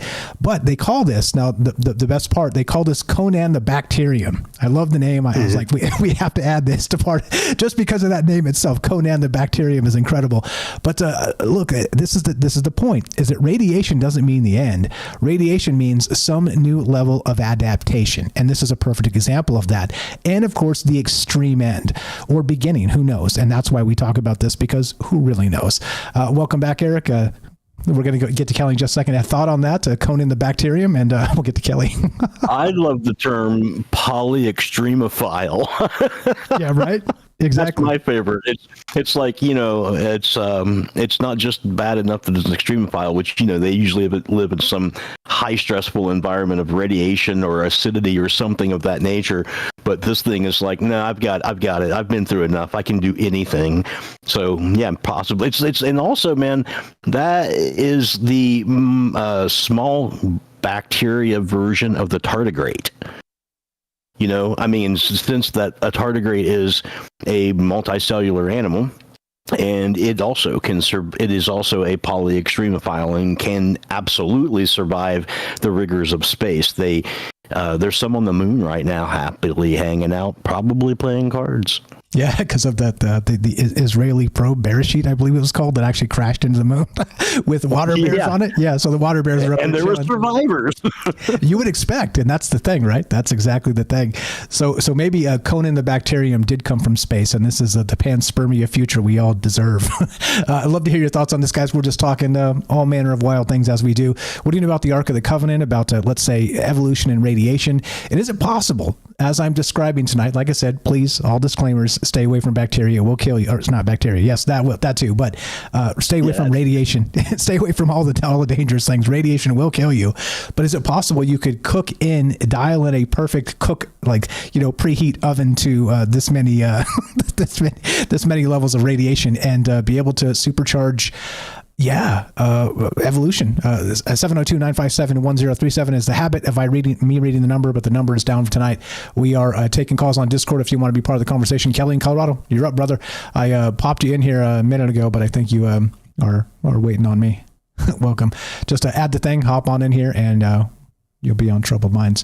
Lots of things here in play and lots of ideas as part of it, and that's why we do this. What's up, Kelly in Colorado? How you doing, my man? Welcome to the joint. Happy President's Day. It's President's Day, isn't it? I think you're off. Am I off? I'm off today. You're off today, I think. Welcome to the joint. How are you, sir? Yeah. Can you hear me? Yeah, loud and clear. You sound great. Yeah, I'm off today as well. Nice. How are you guys doing tonight? This is a pretty good one. Pretty good. No complaints out of me, man. All good. All right. Well, take it. I'm going to start with with the nuclear side of it first, and then probably I guess dip into the arc and stuff like that. But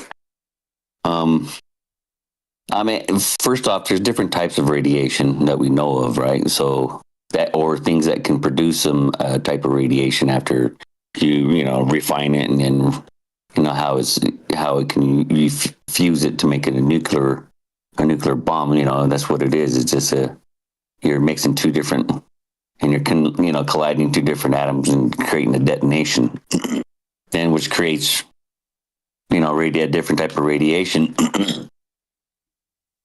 But let's talk about before that.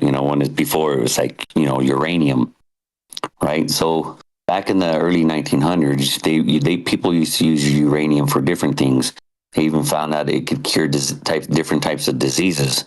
That's why they were putting it in what they used to call radium glass. And when you look at this radium glass, it glows it can glow in the dark, like a green color. Yeah. Or they call it radium glass or uranium glass, but I think you're right. Radium, I think they call it. Yeah, that looks like a green, a misty green, and they usually go around with an ultraviolet light looking for it at antique places. Yeah. I actually want to start buying a lot of that stuff. That would be cool, man. Under a black light. Well, what they're finding out is so that radium glass, when you put water in it, it structures water. If you put it, that water into water in plants, it's actually really good for it. It makes it thrive. The roots are stronger, everything else, because it structures the water. And that's, exactly good for yourself when you were drinking it. So back in like I said, back in the days, you got to look at a lot of stuff back in history and some of the stuff that they were doing, and they were finding that it was curing a lot of diseases, even cancer, the uranium, And plus, now we had the disasters we can look at, from afar, kind of like with Chernobyl and now Fukushima. But, they're finding now that they have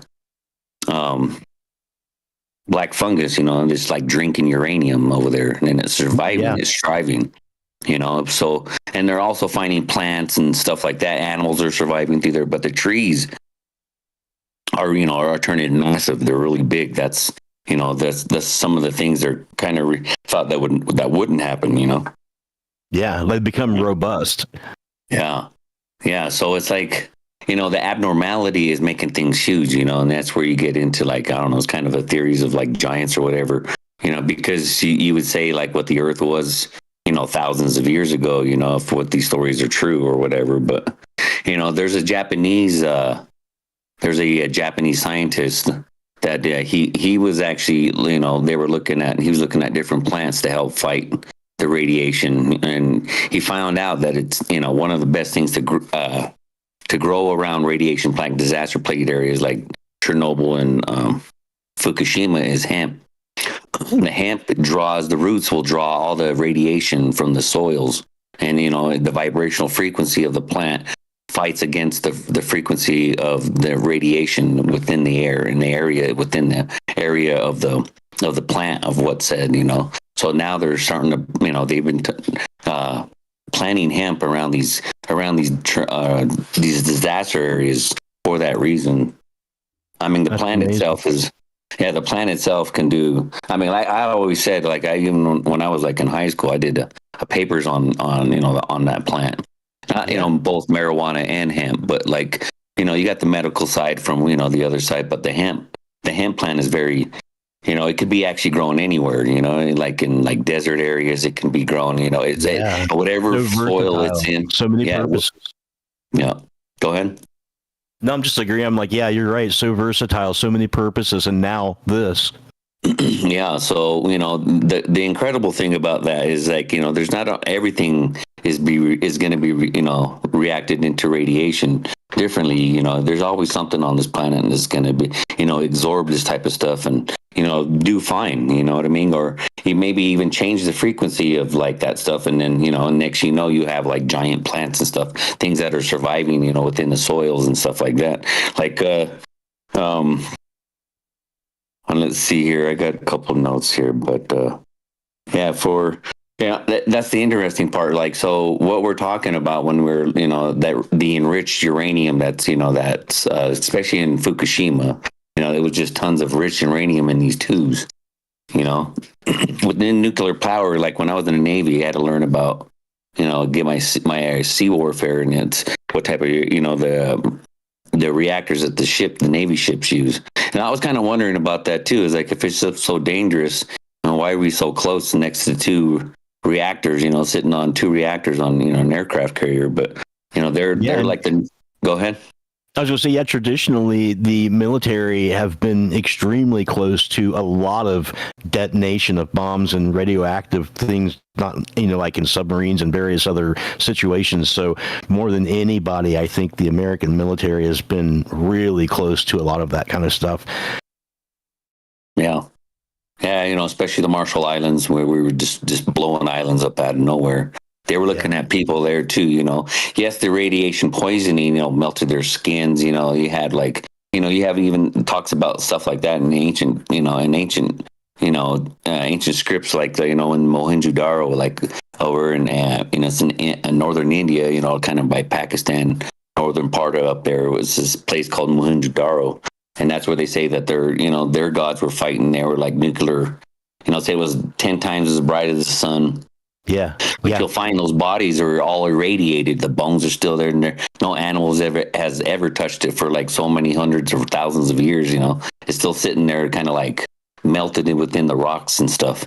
I mean, you'll find that in all different type of ancient sites throughout the world, where like you have granite that's vitrified. Like the ancient Egypt and Tanis, right? The whole city, you got megalithic tons, megatons blocks. Like the whole city was just blown apart. But speaking of like the radiation part, but the radium part, the uranium part, that's the point I want to get at. So maybe we're saying that radium, they're hoping that it didn't detonate, what I mean? Because all it is enriched uranium, what I mean? Or is that it's going to be a different frequency on it? Maybe that's the problem. If we can, they could get to those other tubes of uranium, you could maybe something like I'm saying, those plants are surviving, everything else, maybe it's not doing as much harm as it, they're thought it was, and that's actually a good thing, you know what I'm saying? You were talking about Fukushima earlier. Did you happen to see the footage of the robot that they were sending in to go and get the things you were talking about to see if they could retrieve the uranium rods? Did you see that? Yeah. It only lasted so long. Yes, isn't that odd that it kills robots, but life is fine? Like fungus is like, no, we're hanging out here, we're doing good. Fish is doing fine. Robots are dying, man. Yeah, that is crazy to really think about. Any kind of electronics are just getting fried. Anything. It seems like anything inorganic is going to just get thrashed upon. You know what I'm saying? So who knows that we think that even computers are even better than what we, natural life is going to be able to handle. Yeah, real quick, it's a fascinating angle here because you consider the base level of speculation in interstellar travel is, well, they're going to be androids in some capacity, right? And it's like, wait, though, wait. So if they're exposed to extreme radiation in space, wouldn't it make more sense to send something like a sentient fungi? Yeah. That's true, right? Because it's good. It's like the fungi down here. You know what I'm saying? So wouldn't have you guys ever heard so the planet can actually create a nuclear, like a nuclear power plant. So I'm pretty sure you've seen this across maybe some people have seen this across different, I guess the media, right? But they were talking about in the Oklo region in the Gabon, Africa. In 1972, they found geological processes of a nuclear power plant. And so they were saying it's probably about 2 billion years old because they were looking for uranium, and the Earth, with the fission between the uranium down in there, was creating a nuclear power plant anyway. So that was pretty interesting. And if that's the case, again, there was the whole whatever was around that area in that Gombo area, everything else was surviving. There was nothing dead. You know what I'm saying? So it kind of makes you wonder what we're really talking about. Yes, the detonation is the deadly part, and then it's going to have the fallout from that. But afterwards, what are we really, looking at long term? Obviously, so far we're looking at life. Not, it might be accelerated, it might be changed a little bit, but who says it's all bad? You know what I mean? Yes, there's they had some tadpoles or fish with 3 heads or whatever, kind of like what they showed on, the Simpsons or whatever. But yeah, it's still, but not all of them. You know what I mean? Everything that birds and everything are all surviving. Everything seems to be, they're not growing 4 wings or nothing, or look like a, cherubim like you guys were speaking about. So yeah, who knows, man? Exactly. Famously, as Michael Crichton said in Jurassic Park, life finds a way. And there's sort of that force of Mother Nature that you just can't stop. And we think we're the alphas of the planet. I'm not so sure. I'm not so sure. I think it was George Carlin that said, the Earth's going to be fine. One day when it gets sick of us, it'll shake us off like a bad case of fleas and just keep on doing Earth stuff with us or without us, right? Mm-hmm. Yeah, exactly. Now just go into the Ark of the Covenant real quick. It just, for me, in my eyes, when I study, research, looked at it in different angles through different eyes, the biblical or even science wise or even ancient alien. But if you look at a lot of some of the stuff, they were, you're talking about the Ark of the Covenant, right? So I think it was a kind of a power plant type thing, because if you look at that back through history, it was, one time in Egypt, and the Great Pyramid of Egypt, you'll find that sarcophagus in in what they call the King's Chamber. But that, that size is exact same measurements of what the Ark of the Covenant could sit in. You know what I'm saying? Then you have the stories of King Solomon, where, they built the temple. Same thing, that it was supposed to house the Ark of the Covenant, same exact size, But the interesting part for me is you've heard different stories. I've heard different stories anyway through the tales of my research. But there's some stories that think that there was more than just one ark. There was several different type of arks. Maybe the same boxes, but same style boxes, same shape. And just like you're saying, they had the people that carried it have to have, they couldn't touch the box. They had different garb that they had to wear. It was some kind of a power plant. You know what I mean? That you couldn't. The people that say that to open the box, they would, die instantly, but you have stories like who took down the first time King Solomon's temple was, Ashurbanipal, he was was from a king from, you know, Nineveh, right? So he was, and that's northern Iraq now, which most of the Bible, you know, the Christian Bible is actually mostly talking about when they're, you know, you're talking about early times was all Babylonia or whatever, but Nineveh, all that is in Iraq, you know, where even if you even claim like the Garden of Eden, you know, because it talks about the two rivers, Euphrates and whatever, but that whole area through there. But again, you know, you have story of Ashurbanipal taking it back, you know, all the treasures back. But then, you know, I have arguments with people. They said they had underground tunnels, they could escape with it or whatever. But there's different stories from all over the place. Plus, you have the one where over in Ethiopia, you have the one, there's supposedly that's still sitting in that church there, you know, and they have one man that like guards it all the time. You know, there's different men that have, but throughout time, what's interesting earlier. Yeah. Oh, did you guys? I don't want to go over it again, but like, no, please. So go ahead. Yeah. They were talking about like, so the priests that, you know, overlook it, you know, there's been several of them, but all of them, you know, they get like these, you know, all of them get their eyes like they're going gray, like they're looking at a, you know, like something nuclear, you know what I mean?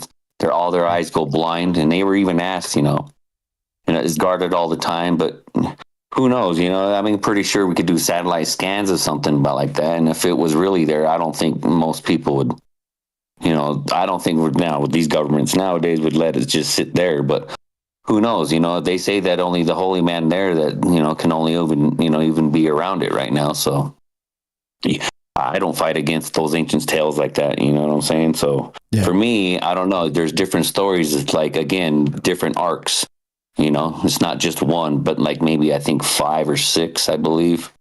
You guys hear any stories like that? Yeah, real quick on the thing that we talked about earlier. There's a New York Post article here. This is from 2021. At least 800 Ethiopians killed after defending the Ark of the Covenant.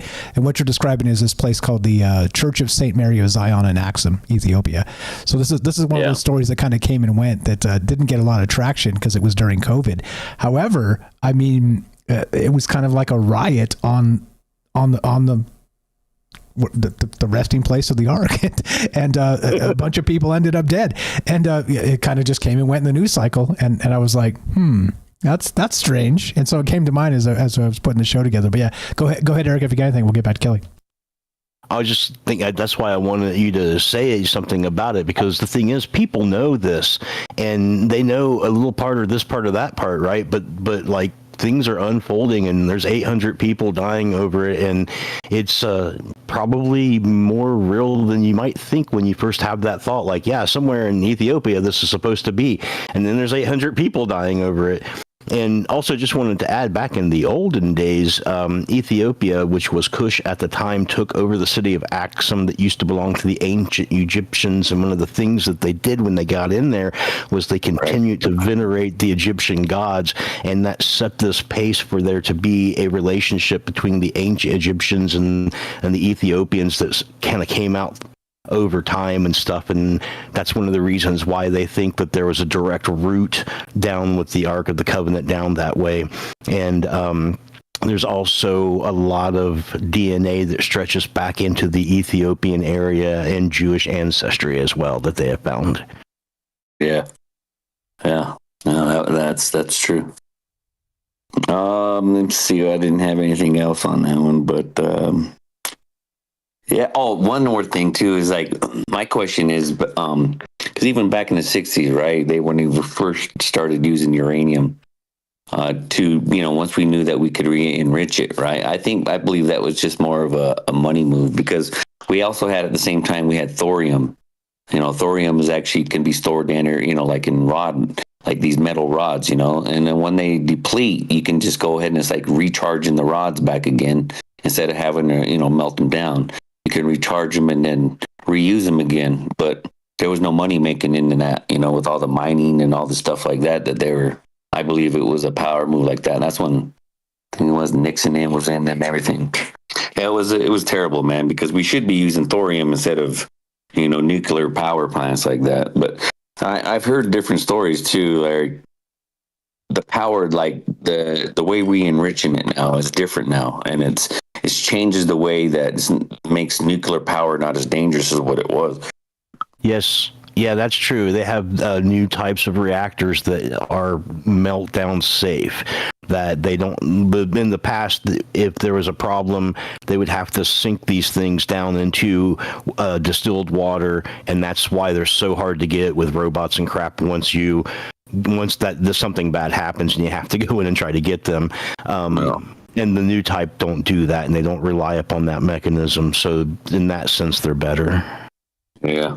Yeah, that's like the type of ones that we have on, like I said, on Navy ship. They're called a A1B reactor. Same type shit. So, sorry, Mike. You're good. Yeah, got a couple minutes left. You got anything else? Go ahead. That's about. Go ahead. Okay, I got a question for you. So for both of you guys. So Kelly first. So regarding this, we know that the high priests or whoever are in charge of this Ethiopian Ark of the Covenant have these, foggy eyes, the cataracts, all the actual situations of radiation, which is horrific. Would you, if you had an opportunity, would you go in and take a look at this thing?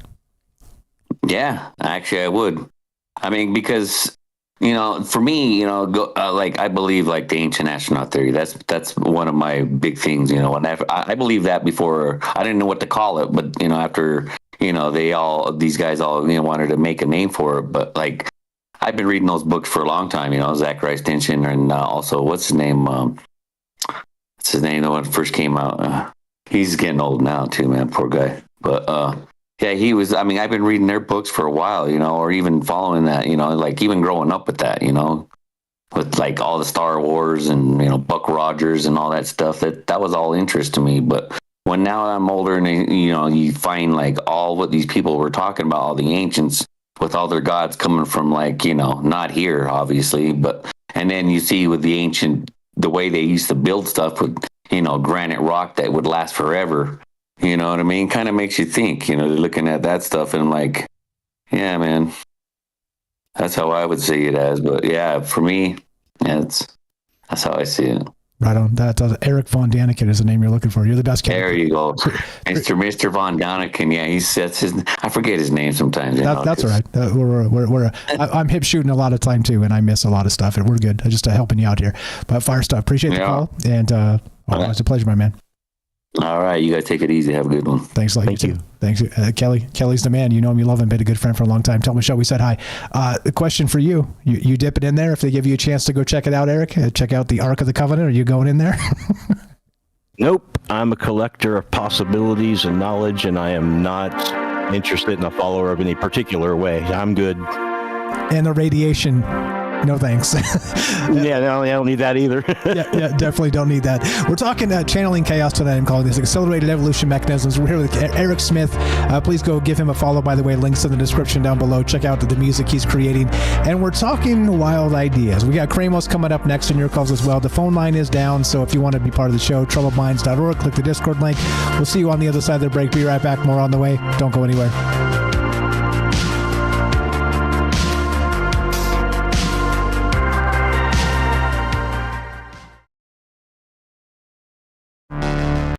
Drifting through the quantum haze.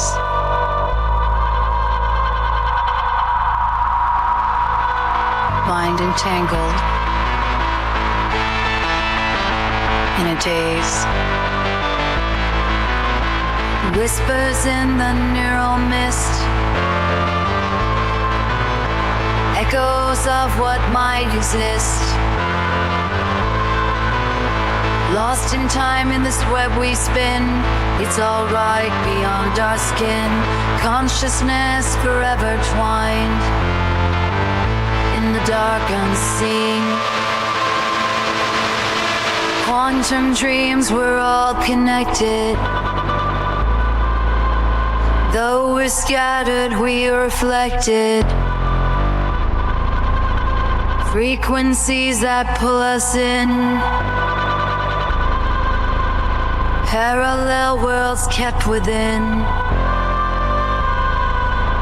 Synapses that intertwine.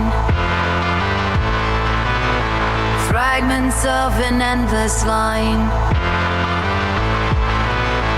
Feel the pulse of a distant star. It's alright, we are who we are.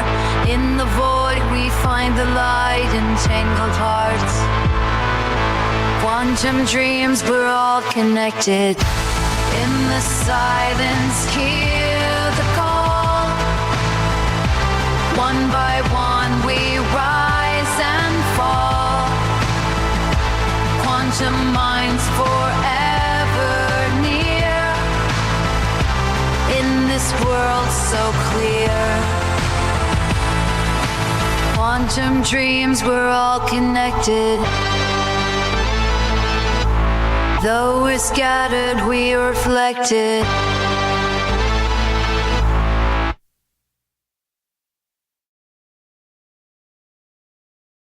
Dark energy in the depths we find. Mysteries of the human mind. Particles that drift afar. Whispers of who we are. Hold the thread of the great unknown. It's alright, we are never alone. Flow through time on currents thin. Universe is found within. Feel the echoes of the past. In this moment, futures cast. Through the veil of the space between. It's alright, life's a lucid dream. Indeed. Hope you guys are doing well tonight. Just hanging out. It's President's Day. Happy President's Day to those who celebrate. I know it's polarizing these days, so I won't elaborate. I hope you're doing well tonight. Think of the old presidents. The founding fathers, presidents. What's up? Shout out to Y over there, YY on Rumble. Thank you for the generous donation. We appreciate you, Michael. We appreciate you, YY. Appreciate that very much. Thank you. All the support you guys have brought to the show, new life to the show. Recognizing that there's a lot more people out there that love to hear these ideas. Appreciate you guys very much. Thanks for hanging out. Thanks for Rumble fam shout out 100%. What's up, James and Kelly? Great calls. Appreciate you guys. What's up, Dawn? Joser's here. APOC. Who'd I miss? Matt's out. Great call as well. Sweets, Sylvain, Sonia, Enoch. What's up? Kramos coming up. We got Jeff and Wisco, Gaston, and Michael W. Hope you're well tonight. If I missed anybody, just say hi. The Robert over on Rockfin. It's so long to shout out. I was smashing buttons like crazy when I first started tonight because, like I said, audio weirdness. It just sometimes you're mixing this, changing that. Anyway, so the flow has arrived. We're here with Eric tonight, but don't forget to go give Eric a follow on his YouTube channel. It's completely free. If you're not doing it at this point, again, like everybody else that's helping and being part of these conversations and smart and interested, you're hurting my feelings. Please help. troubledminds.org/friends. Follow Eric. Please do that. Go check out his music. Good stuff. Here we go. Troubled Minds coming up. We got Kramos and your calls as well. Discord only, no calls. Here we go.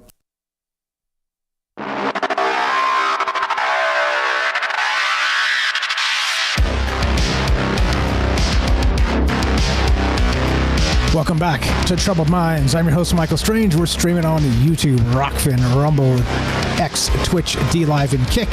We are broadcasting live on the Troubled Minds Radio Network. That's KUAP Digital Broadcasting, which you can find, by the way, by going to troubledminds.org. On the very top, it just says Listen Live. You just click that black button on top. It'll play the radio station. It's all one thing at troubledminds.org. We're also on 88.4 FM Auckland, New Zealand. That's the Underground Media Network. That's terrestrial radio. You bet your bippy. And that's expanding soon. We'll announce that when that happens. Tonight we're talking, what is this? Could the mysteries of the Chernobyl Exclusion Zone and the ancient Ark of the Covenant reveal untapped links between radiation and rapid evolutionary processes? I'll say maybe, but it feels like, when you preheat the oven and you're like, you're going to cook the sweet potato fries, it's got to preheat for this long. You know what I mean? That type of alchemy, and that's very simple and basic, but I do wonder, and when we're talking about DNA and evolution, if there is this interplay between a Goldilocks zone of radiation and evolution, and would it turn us all into aliens, or how weird does it get? I'd love to hear your thoughts. Kramos coming up. Eric, welcome back. Thanks for hanging out with us. Thanks for staying up late and being patient with all the audio tech stuff. Welcome back, brother. Hope you're having a good time tonight. Thanks. Yes, absolutely. Right on. Anything to add regarding sweet potato fries or anything else? Just a quick recap of if you go and you look at the science behind what we're talking about with the Chernobyl, despite the presumed role of radiation, the studies show that no major increase in actual mutations occurred. Instead, the natural selection appears to have favored pre-existing genetic variations. So it's that's the interesting thing, right? Like you would expect there to be a high rate of mutations due to the random bombardment of DNA from the radiation. But what appears to have happened is it has fueled the epigenetic increase of evolution within those genes instead of mutating them. And we had talked about finding natural sources of radiation in the earth in the past, and that brings to mind some of the things like the forbidden zone. You know, like in a lot of our pop culture, the forbidden zone is that place that you can't go to because if you do, it will kill you because somebody messed that up a long time ago and nobody can go there. And then what comes out of the forbidden zone is always something massively that you are massively unequipped to deal with, something far better in nature than you. So it reminds me of that sort of thing, you know, in terms of ancient times. Yeah, well said. All of that. It is a fantastic point too. That's in the article here. So if you've been following along or you're just joining us, Chernobyl's dogs are evolving faster than any species on Earth, and you would expect it to be due to mutation, but it's not. They've determined, as Eric was saying here very smartly, that it's not that. It's sort of the epigenetic switches kind of clicking on and off to be optimized for the situation they're in, which is incredible because it means that even in the harshest conditions, we still have within us the power of our ancestors that have seen a lot. And, you know, even our recent ancestors, you can say, you know, World War II, which is about the generation my grandparents fought in. Both of my grandparents, my grandfathers one was old enough to actually have been in the Pacific Theater during World War II. The other one was just a bit younger and stayed stateside and was building, by the way, working in a machine shop doing the first nuclear submarine stuff. They were bringing him, he said he was compartmentalized entirely, but they kept bringing him these weird tubes to create. And he's like, okay, oh, you want it like that instead? All right. And he says he found out later that he was actually sort of covertly working on the first nuclear submarine. So there's a lot to that. But again, that ancestry level is one thing. But when we're talking about epigenetics, this goes back millions of years. So as usual, right, I like to say this. Remember, we have our trauma, okay? We have our current familial trauma. But also we have the strength of our ancestors behind us that goes way, way, way back. So don't forget, you are important and you belong here. And one of our strengths is those hidden strengths as part of that epigenetic switches kind of coming on and off fire stuff. Appreciate you guys very much. Thanks for staying up late with us. Thanks for being part of the conversations. Thanks for dealing with my nonsense and BS as we go. Let's go to Kramos. What's up, brother? You're on Troubled Minds. Hop on in. You're here with Eric and Mike. And what's on your mind tonight? How are you, sir? Hello, can you hear me? Yes, sir. Loud and clear. You sound great. Oh, okay. Thank you. Hey, what you just said about your family building the submarine, you have a historic documentary there. Let me tell you that much. Yeah, probably. And some other weird stuff with the Pacific Fleet and some other stories. I mean, yeah, it's wild, right? And I'm not the only one. There's a lot of stories out there that haven't been told that should not be forgotten. They absolutely should not be forgotten. They called them the greatest generation for a reason, the Great Generation, because they did. They fought and defeated the Nazis and the Axis powers. But yeah, well said. Go right ahead. What you got for us tonight? I'm pretty tired. I walked all day selling my photos today. It was a good day. And the topic reminds me a part of the Orantia book. I don't know if you know that book. And if you give me permission, I would love to read 2 brief paragraphs and end my idea with a question. Sure, go right ahead. I got your link too, by the way, so I will pull that up and share it with the chat and put it on the stream. Go okay, right cool. Go right ahead. The Orantia book is paper 42. It says energy, mind, and matter. It says the foundation of the universe is material in the sense that energy is the basis of all existence, and pure energy is controlled by the universal Father. force, energy, is the one thing which stands as an everlasting monument demonstrating and providing the existence and presence of the universal absolute. This vast stream of energy proceeding from the paradise presence has never lapsed, never failed. There has never been a break in the infinite upholding. The manipulation of universe energy is ever in accordance with the personal will and the all-wise mandates of the Universal Father. This personal control of manifested power and circulating energy is modified by the coordinated acts and decisions of the Eternal Son, as well as by the united purpose of the Son and the Father executed by the conjoint actor. These divine beings act personally and as individuals. They also function in the persons and powers of an almost unlimited numbers of subordinates, each variously expressive of the eternal and divine purpose in the universe of universes. But these functional and provisional modifications or transmutations of divine power in no way lessen the truth of the statement that all force energy is under the ultimate control of a personal God resident in the center of all things. And, well, my question is, do you think that you have your own arc inside your soul or your consciousness? Yeah, the Ark of the Covenant, like a sort of. I'm not sure. I'm not sure. Your own arc. I would say yes. I would say in the Gnostic Christian tradition. Or the ancient Greek word gnos, meaning wisdom, and how the Gospel of Mary Magdalene has laid out, and how the Gospel of St. Thomas is laid out.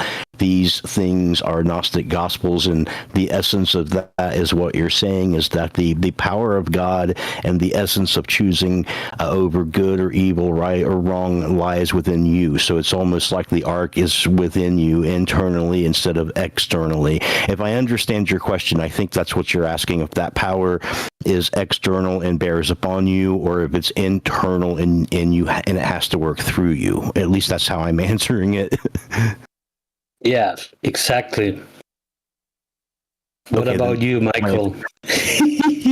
I can't top that, but I do see it, right? I do see that we talk about free will quite often, and you know, in that aspect of what it means to be divine, and time as a flat circle, all the things we talk about, the retro causality, the future sort of drawing the past to it, all kinds of things here make me, in simulation theory again, make me wonder about free will entirely. If at the most, shout out to Kimball out there, said this one time and it stuck with me, that you know, when you talk about free will at the most granular level, are we actually free to do what we want anyway, or are we built into these systems and just doing as well we're supposed to be doing and don't recognize it as part of that? So I think it does play there, and yeah, absolutely, I can't top Eric's response, but I do agree. I do echo that in you know, a couple different ways. I think it is within us to the free will capacity of where we're headed. And yeah, absolutely. I can. Yeah, I think it can be associated what you just said about your ancestors. I think we have this power and this protection, not by gods, but by our ancestors. I think the value of what they did, what they believed in, is the heritage that we can build over for more ramification, more spreading of true knowledge in terms of do well and not do evil. Yeah, there's the old morality of what is it? Do unto others, right? It's real. That's totally real. And if you can't encapsulate that into to realizing what it means to be human. Like I've talked about recently, and what I always talk about is that, look, you recognize how we collaborate on this show. 100%, we don't all believe the same things. We come from different places. We come from different ideas. We come from different upbringings. We have different family trauma. But we also have, again, like I described, as you just cited, these generational strengths that we don't give credit for. And this is what I want to do as part of these conversations, is lean into the strengths that we do have and sort of stare in the face the fears of whatever it is. Like I've said this 1,000 times on the show. I'm an introvert. When I was 20 years old, I couldn't put 10 words together in a coherent sentence because my anxiety was so massive that I'd say the wrong thing. Okay. And so clearly that gets better with time and all the rest. But this show is a culmination of me challenging it directly, grabbing that bull by the horns, and now I'm riding the bull. Okay, my thoughts come freely to my mouth, and it's not a challenge anymore. And this is part of it. This is part of the thing, is not just our ancestral wisdom and strength and capacity to be good going forward, or the best of us going forward, but also recognizing it in the current moment that, well, these are the things I'm not good at. So is it not that you're not good at it, or is it that you haven't sort of taken that challenge because it's scary? I don't know. There's a lot here. There's a lot to talk about, a lot to consider. But yeah, Firestar brother. I'm not familiar with this your Rancho book, by the way. Go ahead and answer that. I'm going to ask you about your Rancho. I'm gonna send you the link, and I think it's wonderful to recognize that I'm not good at it. I don't believe in that, but it's wonderful to recognize it, and it's wonderful to recognize weakness, quote unquote weakness, because when you recognize things that you don't know, you are able with your will to find out. And to finish my idea, I want to ask Eric if I like science. I'm not a scientific person. I understand some of the science that I've learned in my life, this life. And my question to end my idea is, if radiation can be measured by science, why science cannot measure faith? And thank you very much. My answer would be that faith is ephemeral, and that radiation is something that can be reproduced under certain experiments and observations, where faith isn't really anything like that. Faith comes from a particular place that is uniquely you and doesn't have much to do with external forces bearing upon you. I have oftentimes been accused of not having faith. I guess one of the reasons why I don't mind when people disagree with me is because, as I say, I'm a collector of probability, not necessarily a follower of a way. So I don't, if I'm talking about something, it's not because I firmly believe that thing or want to push that thing. I'm interested in the fact that that thing is even there. Like, for instance, you call in and I don't know you from anybody, and you're asking a question that's based upon the foundation of energy as an all-father figure that is able to exchange through divine entities. And I was answering in a Gnostic mode because it seemed most appropriate. And one of the ironies of that is that was one of the first things I think I texted on this show. There is a Gnostic gospel that's now in the Nag Mahal library that's called the Gospel of St. Thomas. And the unique thing about it is that it is the oldest thing that we have found relative to the time that Jesus actually existed. So it's as close as we have ever come to finding something that was in his time period. And it is supposed to be 114 sayings of Christ himself directly. And number 50 in that 114 is, Jesus said, if they ask you, where do I come from? Tell them, we came from the light, the place where light came into being by itself and appeared in their image. And so it's one of the interesting things, right? Because it's saying if anyone asks you what is the basis of your reality or your soul or the essence of who you are or where do you come from that base that you're talking about to begin with when you formulated the question. So in a real Gnostic sense, we are that vessel and working that way. And it's just weird that Gnosticism died out, and different forms of Christianity became relevant later in modern times. Wow, really appreciate it. I'm really thankful for your answer. I didn't have time, but now I'm gonna go to Troubled Minds website and I'm gonna follow all the friends. I have time now, and I really appreciate your answer, Eric.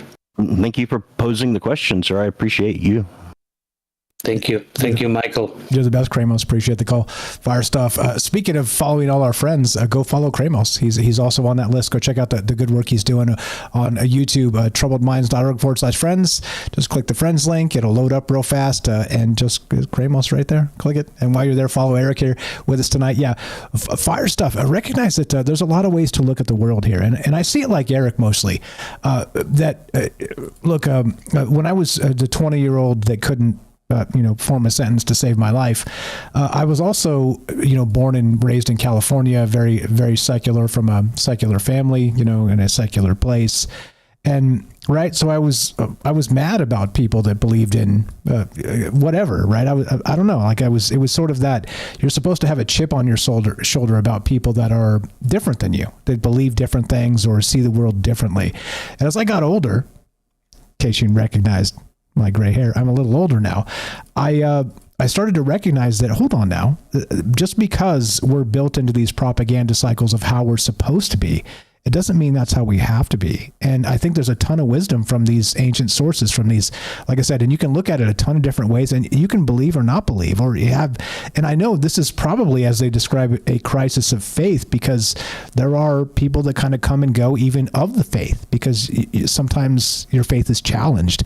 There's a lot there. It's complicated, it's deep, and I think it's profound.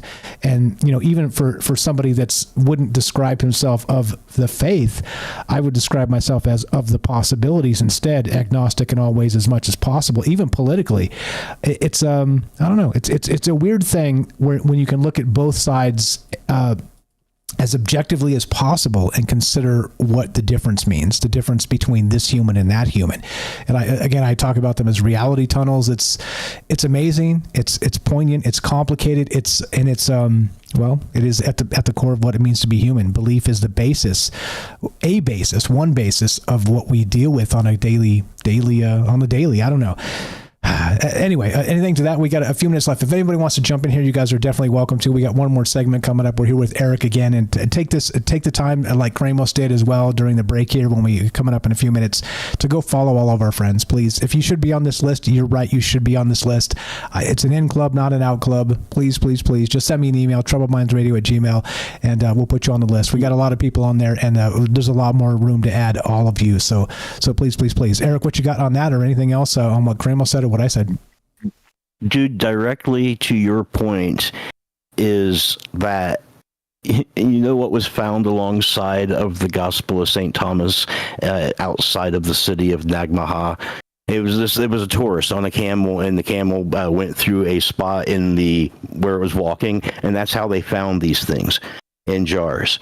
So totally by accident, they found the Gospel of St. Thomas, and you know what was right alongside of it? No, I'm not familiar with this one.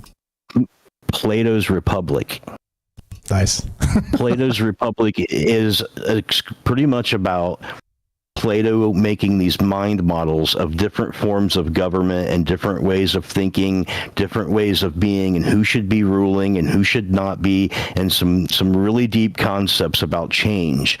And those were found right alongside this Gnostic gospel. So it's exactly what you're saying. There's these different ways to look at things. And when you're deep into religion or deep into philosophy or deep into theoretical physics, you're just molding the primal stuff of life.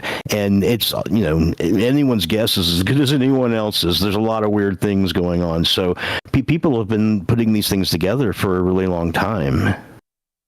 Yeah, exactly. And which leads us here as part of these conversations. Because like I've always said, I'm not here to pretend I know any answers. I'm just like, okay, well, look, there's a lot of fascinating information that really, gets someplace sometimes. But consensus reality is the weird part to me because, as I've described recently, and I continue to describe on this show, is that, we don't really have to step on each other's faces to succeed, do we? It's part of that.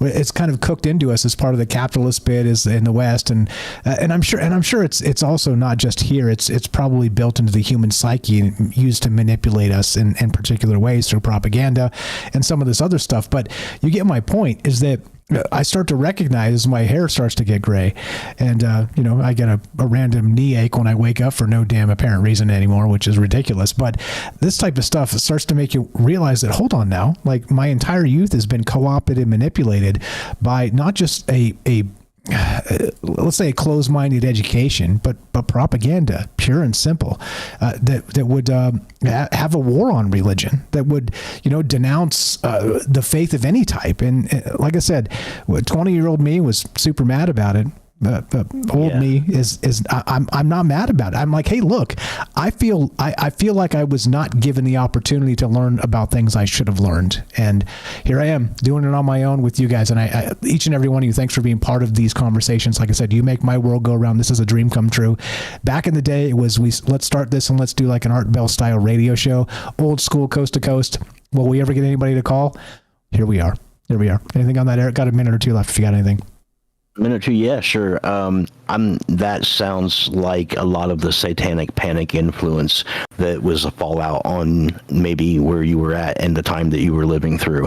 It very much sounds like that, because that was the problem with role-playing games, is they provided the space, just like Plato was describing in the Republic, giving you a mind model to work different things out within. And it was making it an issue for people to hand down what was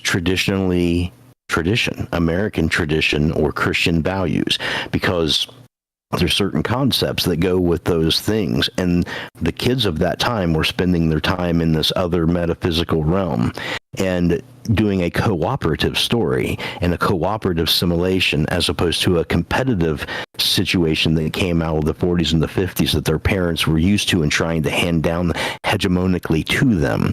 So that is part of the root of a panic, because right before that was there was a cult panic prior to that and a super predator panic after that. But in that satanic panic, there was a lot of hidden truths or things being thrown away and not looked into because they seemed apocryphal.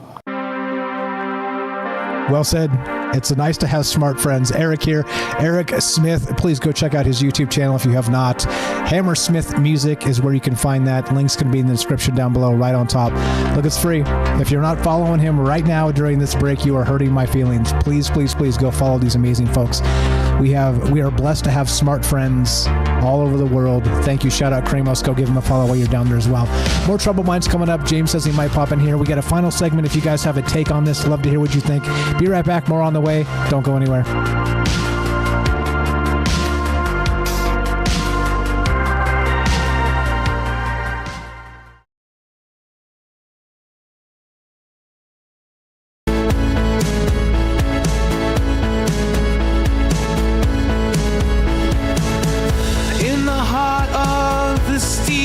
Jungle, machines hum, a digital rumble, gates of cyber open wide, plug us into cosmic tide, feeling sparks across the sky, as knowledge flies, we're amplified.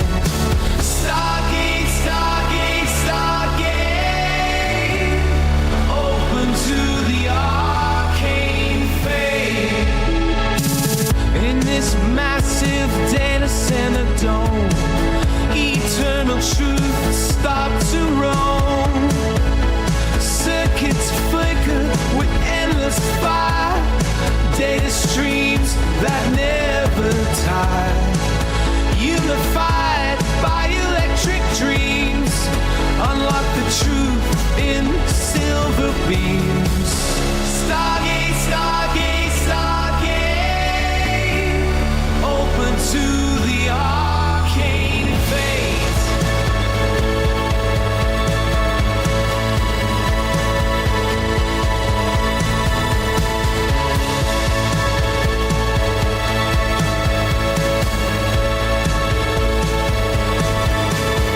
Synthesize what we seek and find. Infinite paths in the network mind. Answers buzz from star to core. Knowledge whispers evermore.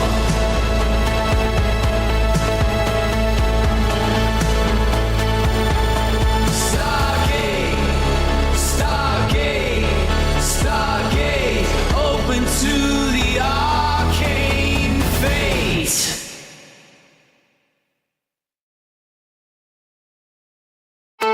In realms where the data streams collide, imagination and logic side by side.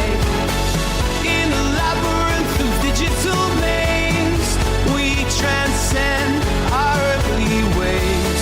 Tapping keys like cosmic tones, spikes become our whispered homes. Stargate, Stargate, Stargate. Open to the arcane fate. Indeed. If you're wondering where the AI music comes from, it's Udio is where I crank those things out. I'm still trying to figure out how to make it not do the break where it has like the pause and then comes back with like the outro. I'm not clearly I've got all kinds of things going on. I could figure it out given more time, but time is one of those things I don't have a ton of. You guys are the best. Thanks for hanging out. Thanks for being part of this. Again, take the opportunity during the breaks, please. Go follow these amazing people. TroubledMinds.org/friends. Who did I miss? Thank you, Kremos, for the most recent call. Gaston, Michael W. APOC. What's up, Matt Zal? Great stuff. Appreciate the call. Sylvain. Who did I miss? If I missed anybody, I'm sorry about that. Again, shout out to YY. Thank you for the generous tip over on Rumble. Appreciate that very much. Thanks for appreciating the work that goes into this. It is a lot, and but I do enjoy it, as they say, right? Do something you love and never work a day in your whole life. And yeah, appreciate you guys. Here we go. Troubled Minds coming up. More with Eric. We got more from James and your calls as well. If you want to be part of it, the Discord is working. The phone line is down. Here we go.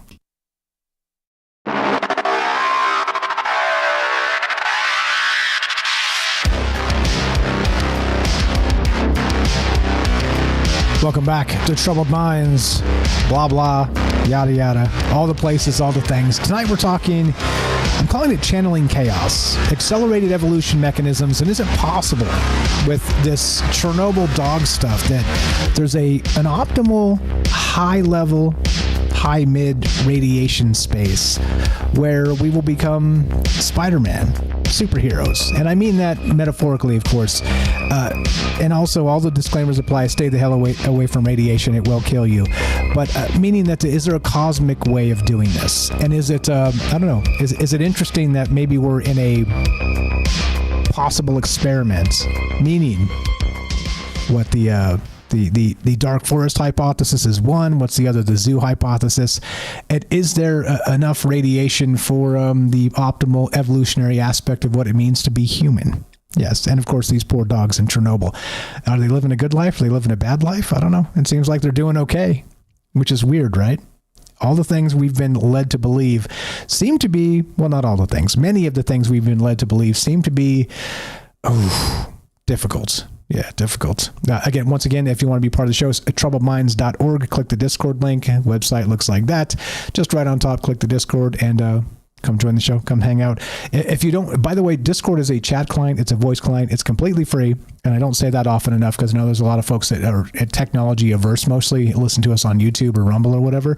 And I'm not pointing fingers. I'm just saying that our demographic is it's the sweet demographic. It's the best demographic because for a lot of reasons. But what I'm saying is sometimes people are technology averse, but it's super easy. Click the Discord link. It'll make an account, come in here. And there's a lot of people that have gone through the learning curve of Discord that can help you once you get into the Discord. So just ask questions. How do I do this? How do I do that? But we use it to do a radio show. We use it to talk to each other. We use it for a lot of different fantastic things to communicate to people all over the world. And so what's on your mind tonight? Love to hear your thoughts. More with James coming up in a sec. Eric, welcome back. How you feeling? Everything okay? And I know it's late for you, East Coast style, but I hope you're doing well tonight. I am doing fine, thank you. Fine is fine by me. Anything to add as part of this? I know we've covered a lot of ground, but we haven't got super weird just yet. I mean, we got a little, Superman, a little Spider-Man, little that built into this. But what else you got regarding some things maybe we have missed or something you want to add as part of the conversation? Go ahead.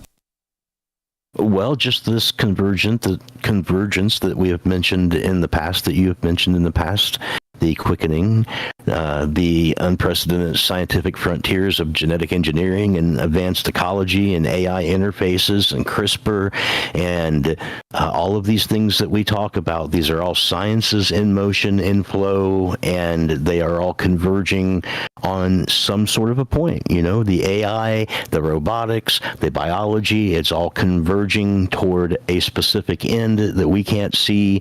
And we're getting close to that whole modern myth making where you have super abilities and people who somehow are that first person to go through some sort of a transformation.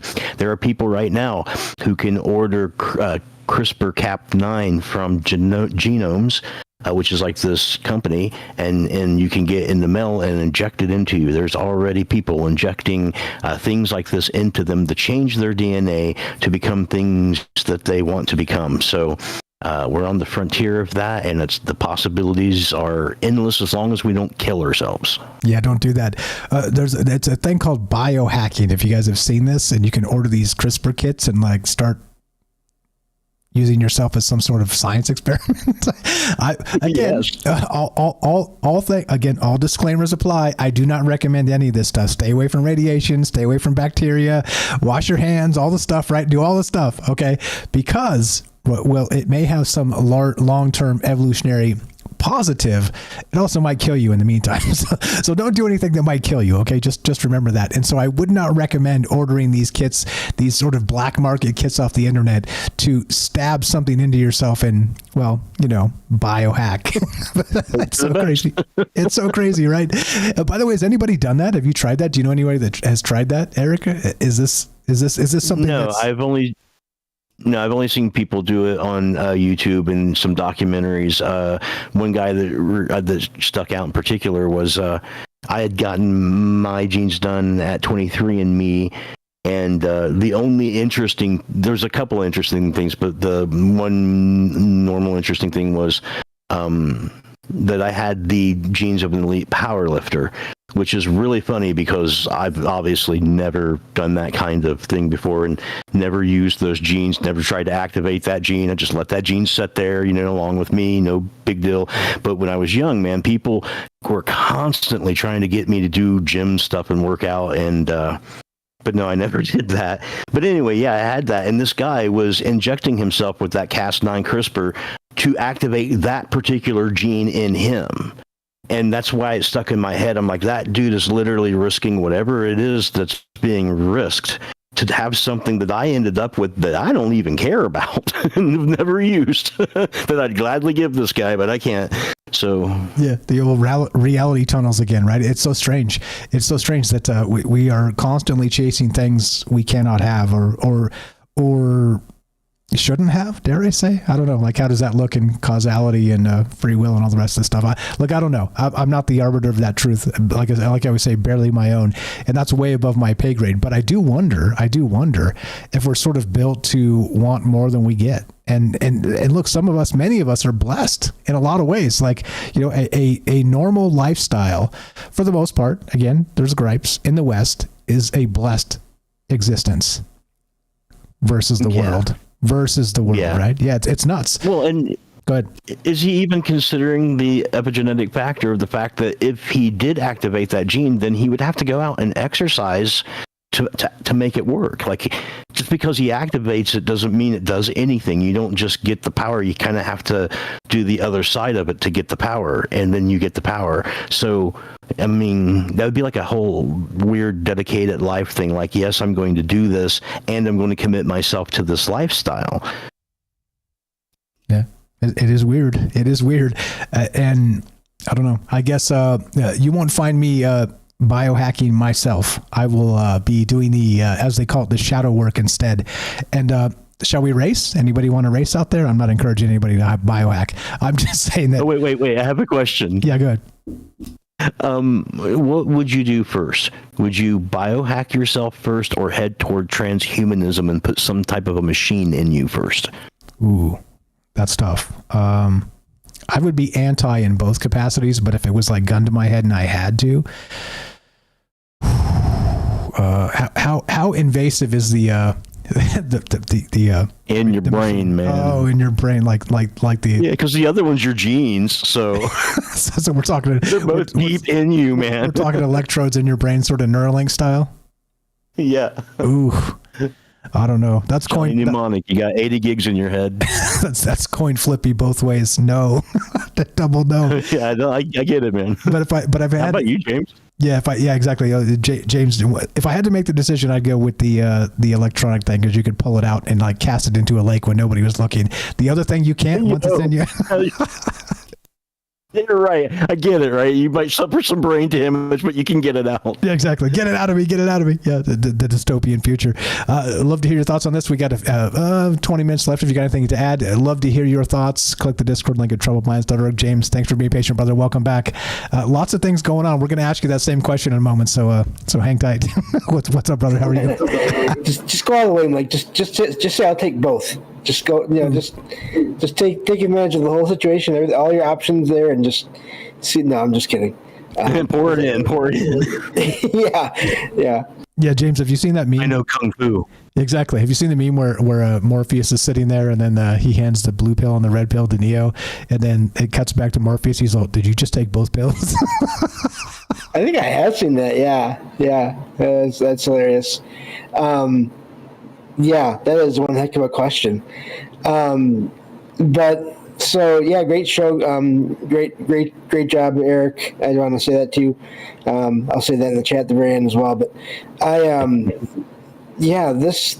there's a couple of things that reminded me of a couple other things that I've read about and heard about, and that is the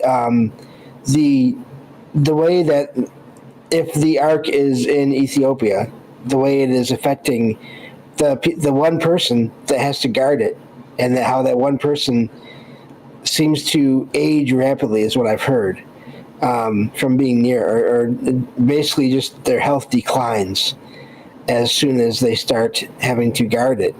I believe I've heard that on various retellings of now I can't think of his name. Graham Hancock. There we go. What his experience is in talking with that guy, the latest Guardian. It reminds me a lot of reports that people have made of encounters with UFOs, but also with possibly the inhabitants of the UFOs or other beings that have been seen near or coming into or going out of the UFOs, where the people after the event is over, or even during, they notice that they feel energy around them, and even in some cases it affects their eyes. They get like basically almost like a form of pink eye after an encounter. And the weird thing about that is sometimes it varies so much, the experience varies so much, in that sometimes it's people that have just seen a light in the sky or in the air that still get this. Other times it's the whole experience of seeing what looks like a craft and seeing what look like the occupants of the craft, and the results seem to be close to the same. And I'm just really curious what that means for is a lot of this, is there radiation, is there such a thing, I don't know, as sentient radiation fields out there that or energy beings that give off this energy that can affect people in this way. And the other aspect of that is I've heard of the opposite, where people that have these encounters afterwards, they have major illnesses supposedly fixed or injuries fixed as they're having this experience. And it is really just wild how there's that whole range of experiences that all seem to focus on similar events. Yeah, that harkens back to what the previous caller was saying about the different types and intensities of radiation.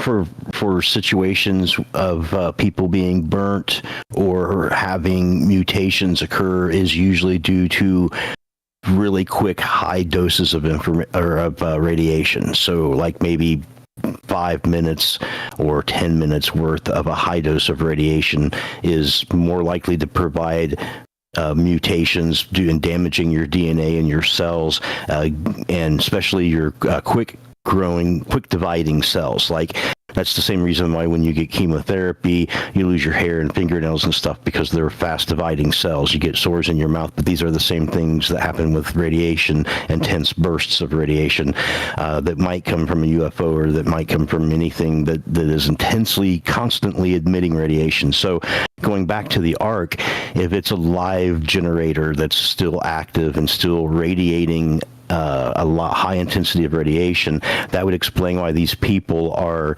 having adverse effect and aging early and having mutations, as opposed to the fallout of a Chernobyl type event where it wasn't like a blast that just blasted everyone or a constant bombardment. It was a fallout, so it's like a dirty bomb, and eventually things adapted to that low level of radiation. So my guess is it's got to do with the intensity. I would imagine anything using or emitting radiation that was being used to propel something or generate a field of any sort, an interdimensional field or a gravitational field, would emit enough radiation that if it did at all, it would be a high level of radiation that if you were too near that craft or not prepared genetically to handle that, like perhaps the extraterrestrials might be, that you would suffer for that.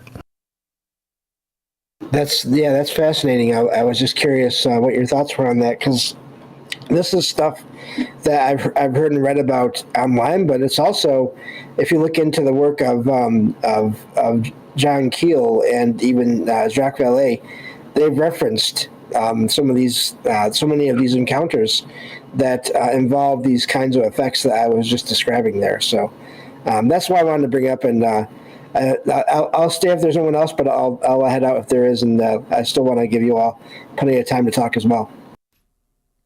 You're the best. Appreciate you very much. If you haven't followed him, you heard my feelings. James Salcedo, SalcedoParanormal.com. The website looks like this. You can also find him, troubledminds.org/friends. Please, please, please.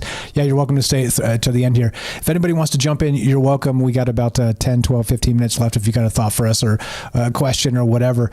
There's a lot here, and there's a lot to many things, I think, if you can sort of decouple from, dare I say, dogma. And of course, I don't mean that in the crapping on religious people sense. I mean it on the scientific dogma sense. Like all of that plays these human cycles that we tend to bring to, our everyday bases is, I don't know. It's not good. It's not a good thing sometimes, being able to, having a base is good in my opinion, but also locking that in and rejecting everything outside of it is bad, right? It's a very obvious thing to say, but it's also something that we do a lot as humans. It's wild. Let's see, tons of stuff to get to. If what do you got on what James said, Eric? And then we got some more stuff. Or we'll see where this goes. What do you got? Which part? Any part, anything. We're kind of at the end. So anything that maybe you think we should talk about that we missed. What we didn't hit really was the mana machine. You brought it up very, very briefly, but you sent me this link, and this is a fantastic book. I haven't read it myself, but I am familiar with the concept. The Mana Machine, a 1970 book by George Sassoon and Rodney Dale, and it's I don't know. It's very Ancient Aliens, but it's also very what kind of thing was the Ark? I don't know. A lot of ways to tackle this. If you're not interested in that, take it wherever you like. No, that's fine. Yeah, when I was, I don't know, God, that's probably, I don't know, 8. No, it's probably like 9 or 10 years old when I found my first book with Eric von Daniken, and that later led to listening to Giorgio Tsoukalos, and so inevitably into things like The Man Machine, which is by those guys Rodney Dell and George Sassoon, and Sassoon is the same people that did the Vidal Sassoon, so the same family. And essentially what those guys did is they retranslated the Kabbalah, and they've got a book that goes along with the Man Machine called The Kabbalah Decoded, a new translation of Ancient of Days texts of the Zohar. And in the Zohar, there's a description about what the Ancient of Days is, and says that it's being carried in the Ark of the Covenant and provided the manna from heaven that's described in the Bible, that was supposed to be what sustained the Israelites when they were out in the desert. And Sassoon was an engineer, and he was able to take that description and create a machine that was able to take the constituent components of moisture out of the air, the desert air, much like you see dewdrops on plants form in the dawn period, and take that moisture and add bacteria to it to create an algae type substance that is the same thing that NASA gives to astronauts or in the SSI space station. If anything happens and they have to go on emergency rations, it's this algae kind of stuff. And the algae, if you eat it, it contains enough moisture in it to sustain you without water, as well as being a sustenance. And they speculated that this machine created this stuff and fed the Israelites, and that it would work for 6 days, and then on the 7th day that it would have to be cleaned, and that set up the basis for the Sabbath, is what their claim is. And it's based on their translation of the Kabbalah and their interpretation of the Zohar, which is a Jewish text as well. And this thing was called the Ancient of Days, and it was supposed to be alien technology that was given to them and allowing them to do this. And it was powered by a nuclear reactor. And so they kept it in the Ark of the Covenant so that it would be wouldn't kill everyone, but yet you still had to take precautions with it. Like, you couldn't get too close to it. You had to rotate people out to carry it. You had to have these woolen robes that would absorb radiation and carry it with poles and this and that. So it's just it's like a Zechariah Stitchin, who famously retranslated the cuneiform tablets of ancient Babylonia and Sumerian history, and had a different idea of what the Anunnaki were and this sort of thing. So it's a reinterpretation to some degree that they were able to extrapolate and make a solid case for, and they've even built models of this thing. Like, if you type in Man Machine and hit images, you'll inevitably see a picture of this thing. So yeah, I've got it here. Got a couple links. They will be in the description down below. Where was it? It's right there on the cover. So it's right there on the cover of the book. Well, yeah. But people built like 3D models back when you couldn't just print them out. Yeah, right, exactly. Back in the old days, us old timers. Yeah. And I mean that in the nicest way. We remember a time before the internet, folks. So the youngsters may be like, what? The blasphemy before the internet? Yes, indeed. We were alive before the internet. Imagine, I was about around 20-ish as well when the internet became a thing. Yeah. Hey, welcome to it. Reality tunnels, as we like to say. Let's go to MJ in Virginia. Thanks for being patient, brother. You are on Troubled Minds with Eric, James, and Mike. What's up, my man? As you know, we're just about the end. What do you got for us tonight? Welcome to the joint. Thanks for staying up late, and go right ahead. It's a very good show. I've been listening a lot. The Art of the Coven. My feeling, because I hear all the people talking about what's in it and everything, and part of my feeling is they had to ground it before they could put anything in it, because it's been doing this ever since it got here, the radiation. So someone would have to grab it, and of course it would kill them, but they were able to get the lid open and put stuff in it. Okay. My feeling is, with the information inside, I mentioned Prometheus in the chat earlier, and my feeling is that the human genome or our DNA, because we're engineered. We didn't, come from frogs or monkeys or anything. We're engineered. And my feeling, the information, who engineered us, where they are, how long it's been, how we got here, what we're doing, what we are now, and actually where we're headed. I think all that information's inside. Inside of us or inside the Ark? The Ark. Okay. And I believe that we have the information in us, but it has to be awakened. There's something inside of that would tell us that on how to do something. I just don't think it's a simple thing, but we would be able to, because we'd be pissed off when we hear it. But I believe there's something in there that ultimately we're going to find out our existence, who we are, and what we're for. That feels very Edgar Casey. He was a guy who was known as the Sleeping Prophet, and part of his cosmology was that the Egyptians came from the Cydonia region of Mars, and that underneath the Sphinx was a library that, if we could find it, would divulge some of these same kind of secrets that you're talking about being in the Ark of the Covenant. And of course, this would have preceded that Ark of the Covenant time period, right? So it could have been those kinds of texts in the Ark of the Covenant, much like Psalms predates the Torah, for instance.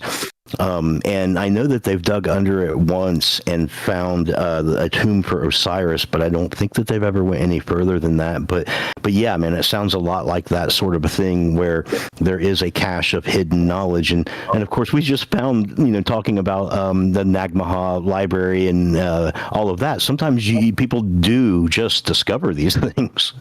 Yeah. And it goes further back than the Egyptians. It goes way further back than the Egyptians. Yeah, that's what he was saying. Yeah. Way back. Yeah, the long cycles. Regarding trillions and trillions of years. Regarding the tomb of Osiris, from what I saw, that it's flooding is kind of what's keeping them from kind of digging down into there. But I mean, imagine. Yeah, go ahead.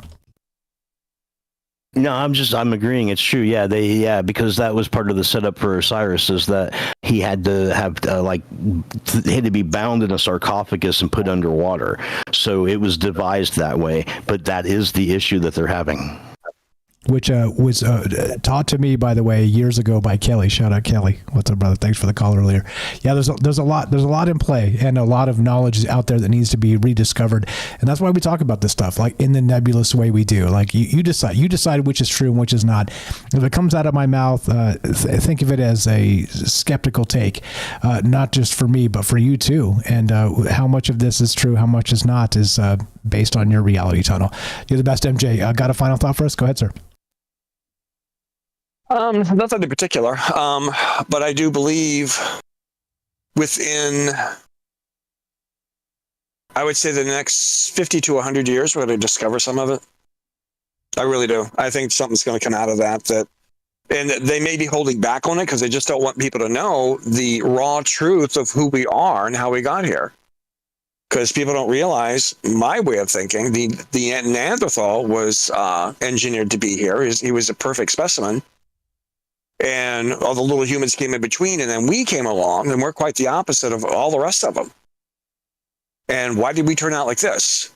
It wasn't through breeding, because Neanderthals were just, let's, for practicality, just say they were huge apes, and there was all these other humans that, like monkey kind of ape, but they were humans, kind of the same thing.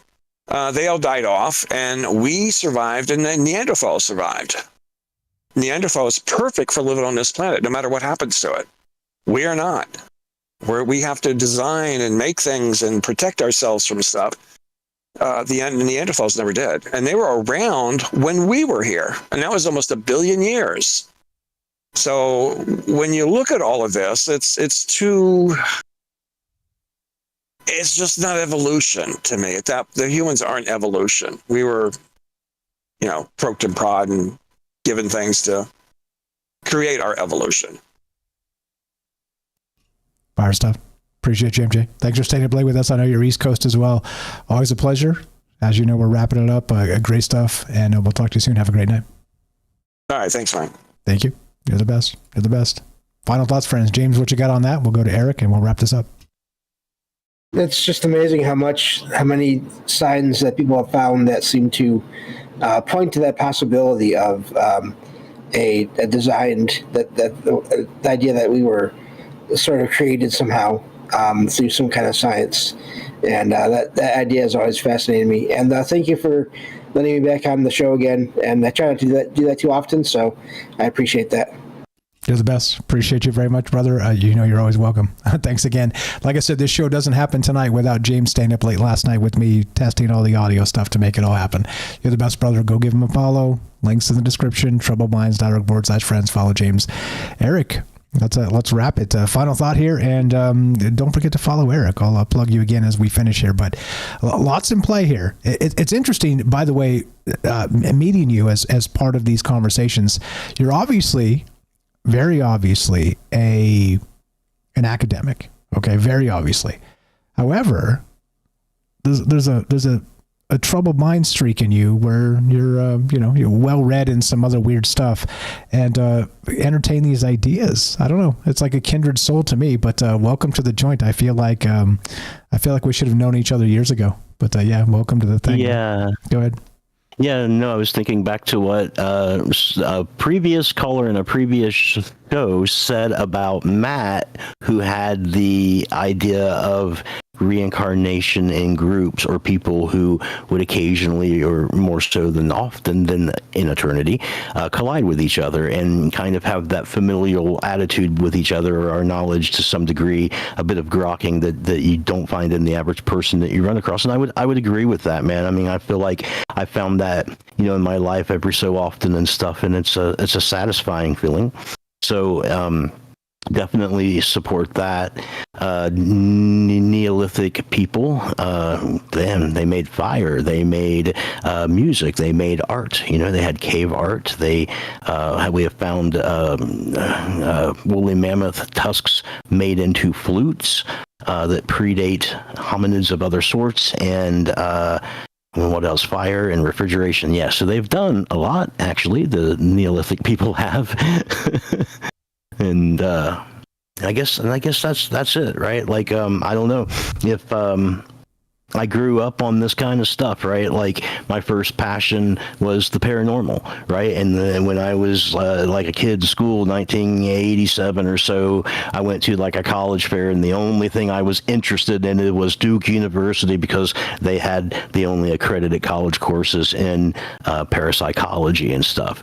And so, I didn't even start into college until like 2014 or something. Like, I got into that academia stuff a lot later, but what got my interest was D&D and all of these cryptozoology and UFOs. I used to get UFO magazine. There was a magazine back in the day called UFO magazine, and I used to have a subscription to that because I loved it. I loved the lore. I loved the ancient alien lore. It's a wonderful thing, man. And the cutting edge of science, dude, it's just as mystifying, right? Nobody really knows what's going on. The only difference is some people back it up with math, and some people back it up with ancient tradition, but there's a convergence there, I think. Exactly right. And I didn't know that, so I'm glad I asked, because I didn't know that about you. So you were a weirdo before you were an academic. Now you're just an academic weirdo, which makes yeah, for sure, dude. Yeah, I didn't start till like 2018, and I literally December, I think it said, I just got an email today that said that I graduated with my master's in the 14th or something. I think the 14th of December. So, like, I literally just got done with that. It's like a late in life thing, and now I'm going to move back to Ohio and just, like, chill. Nice. Congratulations on that. Congratulations on your new album you just dropped on your channel here. Like I said, if you guys are not following Eric, what are you doing? Like I said, this is free. Please go check out his music. Go listen. Go pump this up. Let's help each other, as I always say. And I mean it. I'm not here doing nonsensical stuff. I'm an honest guy. I'm a hardworking guy. And I think that those traits play in a world where we don't have to step on each other's faces to get to the top. Hammersmith Music is the name of it. Links in the description down down below. It's right on top. Please go give him a follow. It's right here. Like, I followed him. Have you? Probably not yet. So please do that. Take a minute, go follow him, and check out his music, listen and share it. And that's the whole point of this is that there's a lot of people out there that are not just incredibly intelligent, they're incredibly creative. And he's just our type of academic weirdo. I love it. Appreciate you, Eric. Thanks for staying up late with us. Thanks for dealing with the tech issues that we had over the last couple of days. And happy President's Day. And glad to have you. Thank you. Thanks for being a friend. We found each other. Thanks for putting the work in it, man. Hey, it's been my pleasure meeting amazing folks like you and James and everybody else here. So that's the. I know you told me you hated updating stuff, and I'm sure this has not helped. Oh, what do you mean updating? What do you mean? Oh yeah. Oh yeah. Yeah, that you didn't like to update stuff all the time. You know, when things are stable and stuff, you just wanted to not update. And as soon as you update it, things are unstable. Exactly. And there was like 10 updates too. There was like the firmware update where I couldn't add any new songs to the board, the Rodecaster board. There was a Windows update pending that had been like three updates pending. There was a OBS, which is the streaming software, pending for like 2 updates. And so basically, because and eventually you can't just do it. You have to, it'll force you to eventually. And I was like, screw it, I'm just gonna do it all, and I did it all and it broke everything. Which is quite the point. It's terrible. I jumped in and it actually sucked. Exactly, and it actually sucked. But thanks again for being patient with all that, and thanks again for being part of this. No problem, man. Once again, thanks for having me. The pleasure's ours. Hammersmith Music, please go follow this man. It's free. I'm gonna refresh this right now, and if you guys aren't following, we don't have followers right now. Adding to his total there, then you're yep. It's there's plus. So thank you for that. Appreciate it, guys. Please go follow this man. Please listen to his music. Please spread the word and let people know a conversation is happening. We're weirdos together in the best way, and there are bad ways to be weirdos, but recognize what's happening here. We're doing it the good way. And so appreciate you guys, each and every one of you. Thanks for staying up late with us. Thanks for caring about the ideas. Shout out Kelly and the fam. I'm really sorry his dog passed away, Isis. I met the dog when they were here in Vegas. She was a peach pit bull, just so kind and so calm and so caring. Condolences to the fam. Tell Michelle we're thinking about you guys. That's horrific. It was such a sweet dog.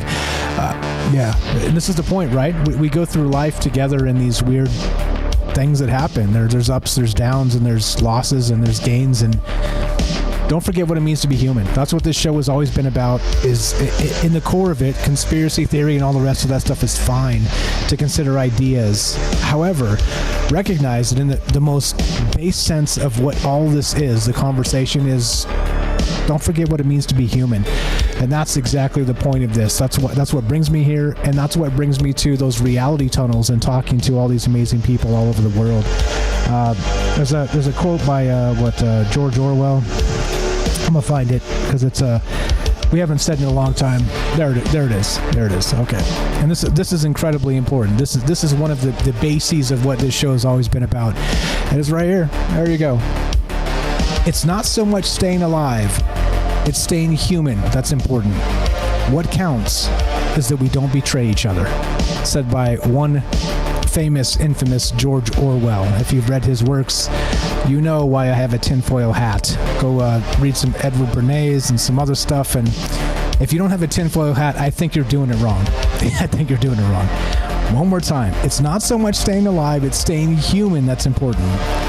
What counts is that we don't betray each other. Yeah, right? Some people have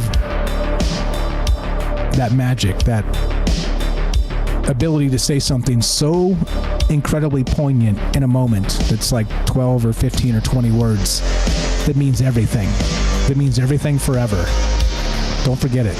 It's an important thing. Please. It's important to me. It's important to this conversation. It's important to what it means, of course, to be human.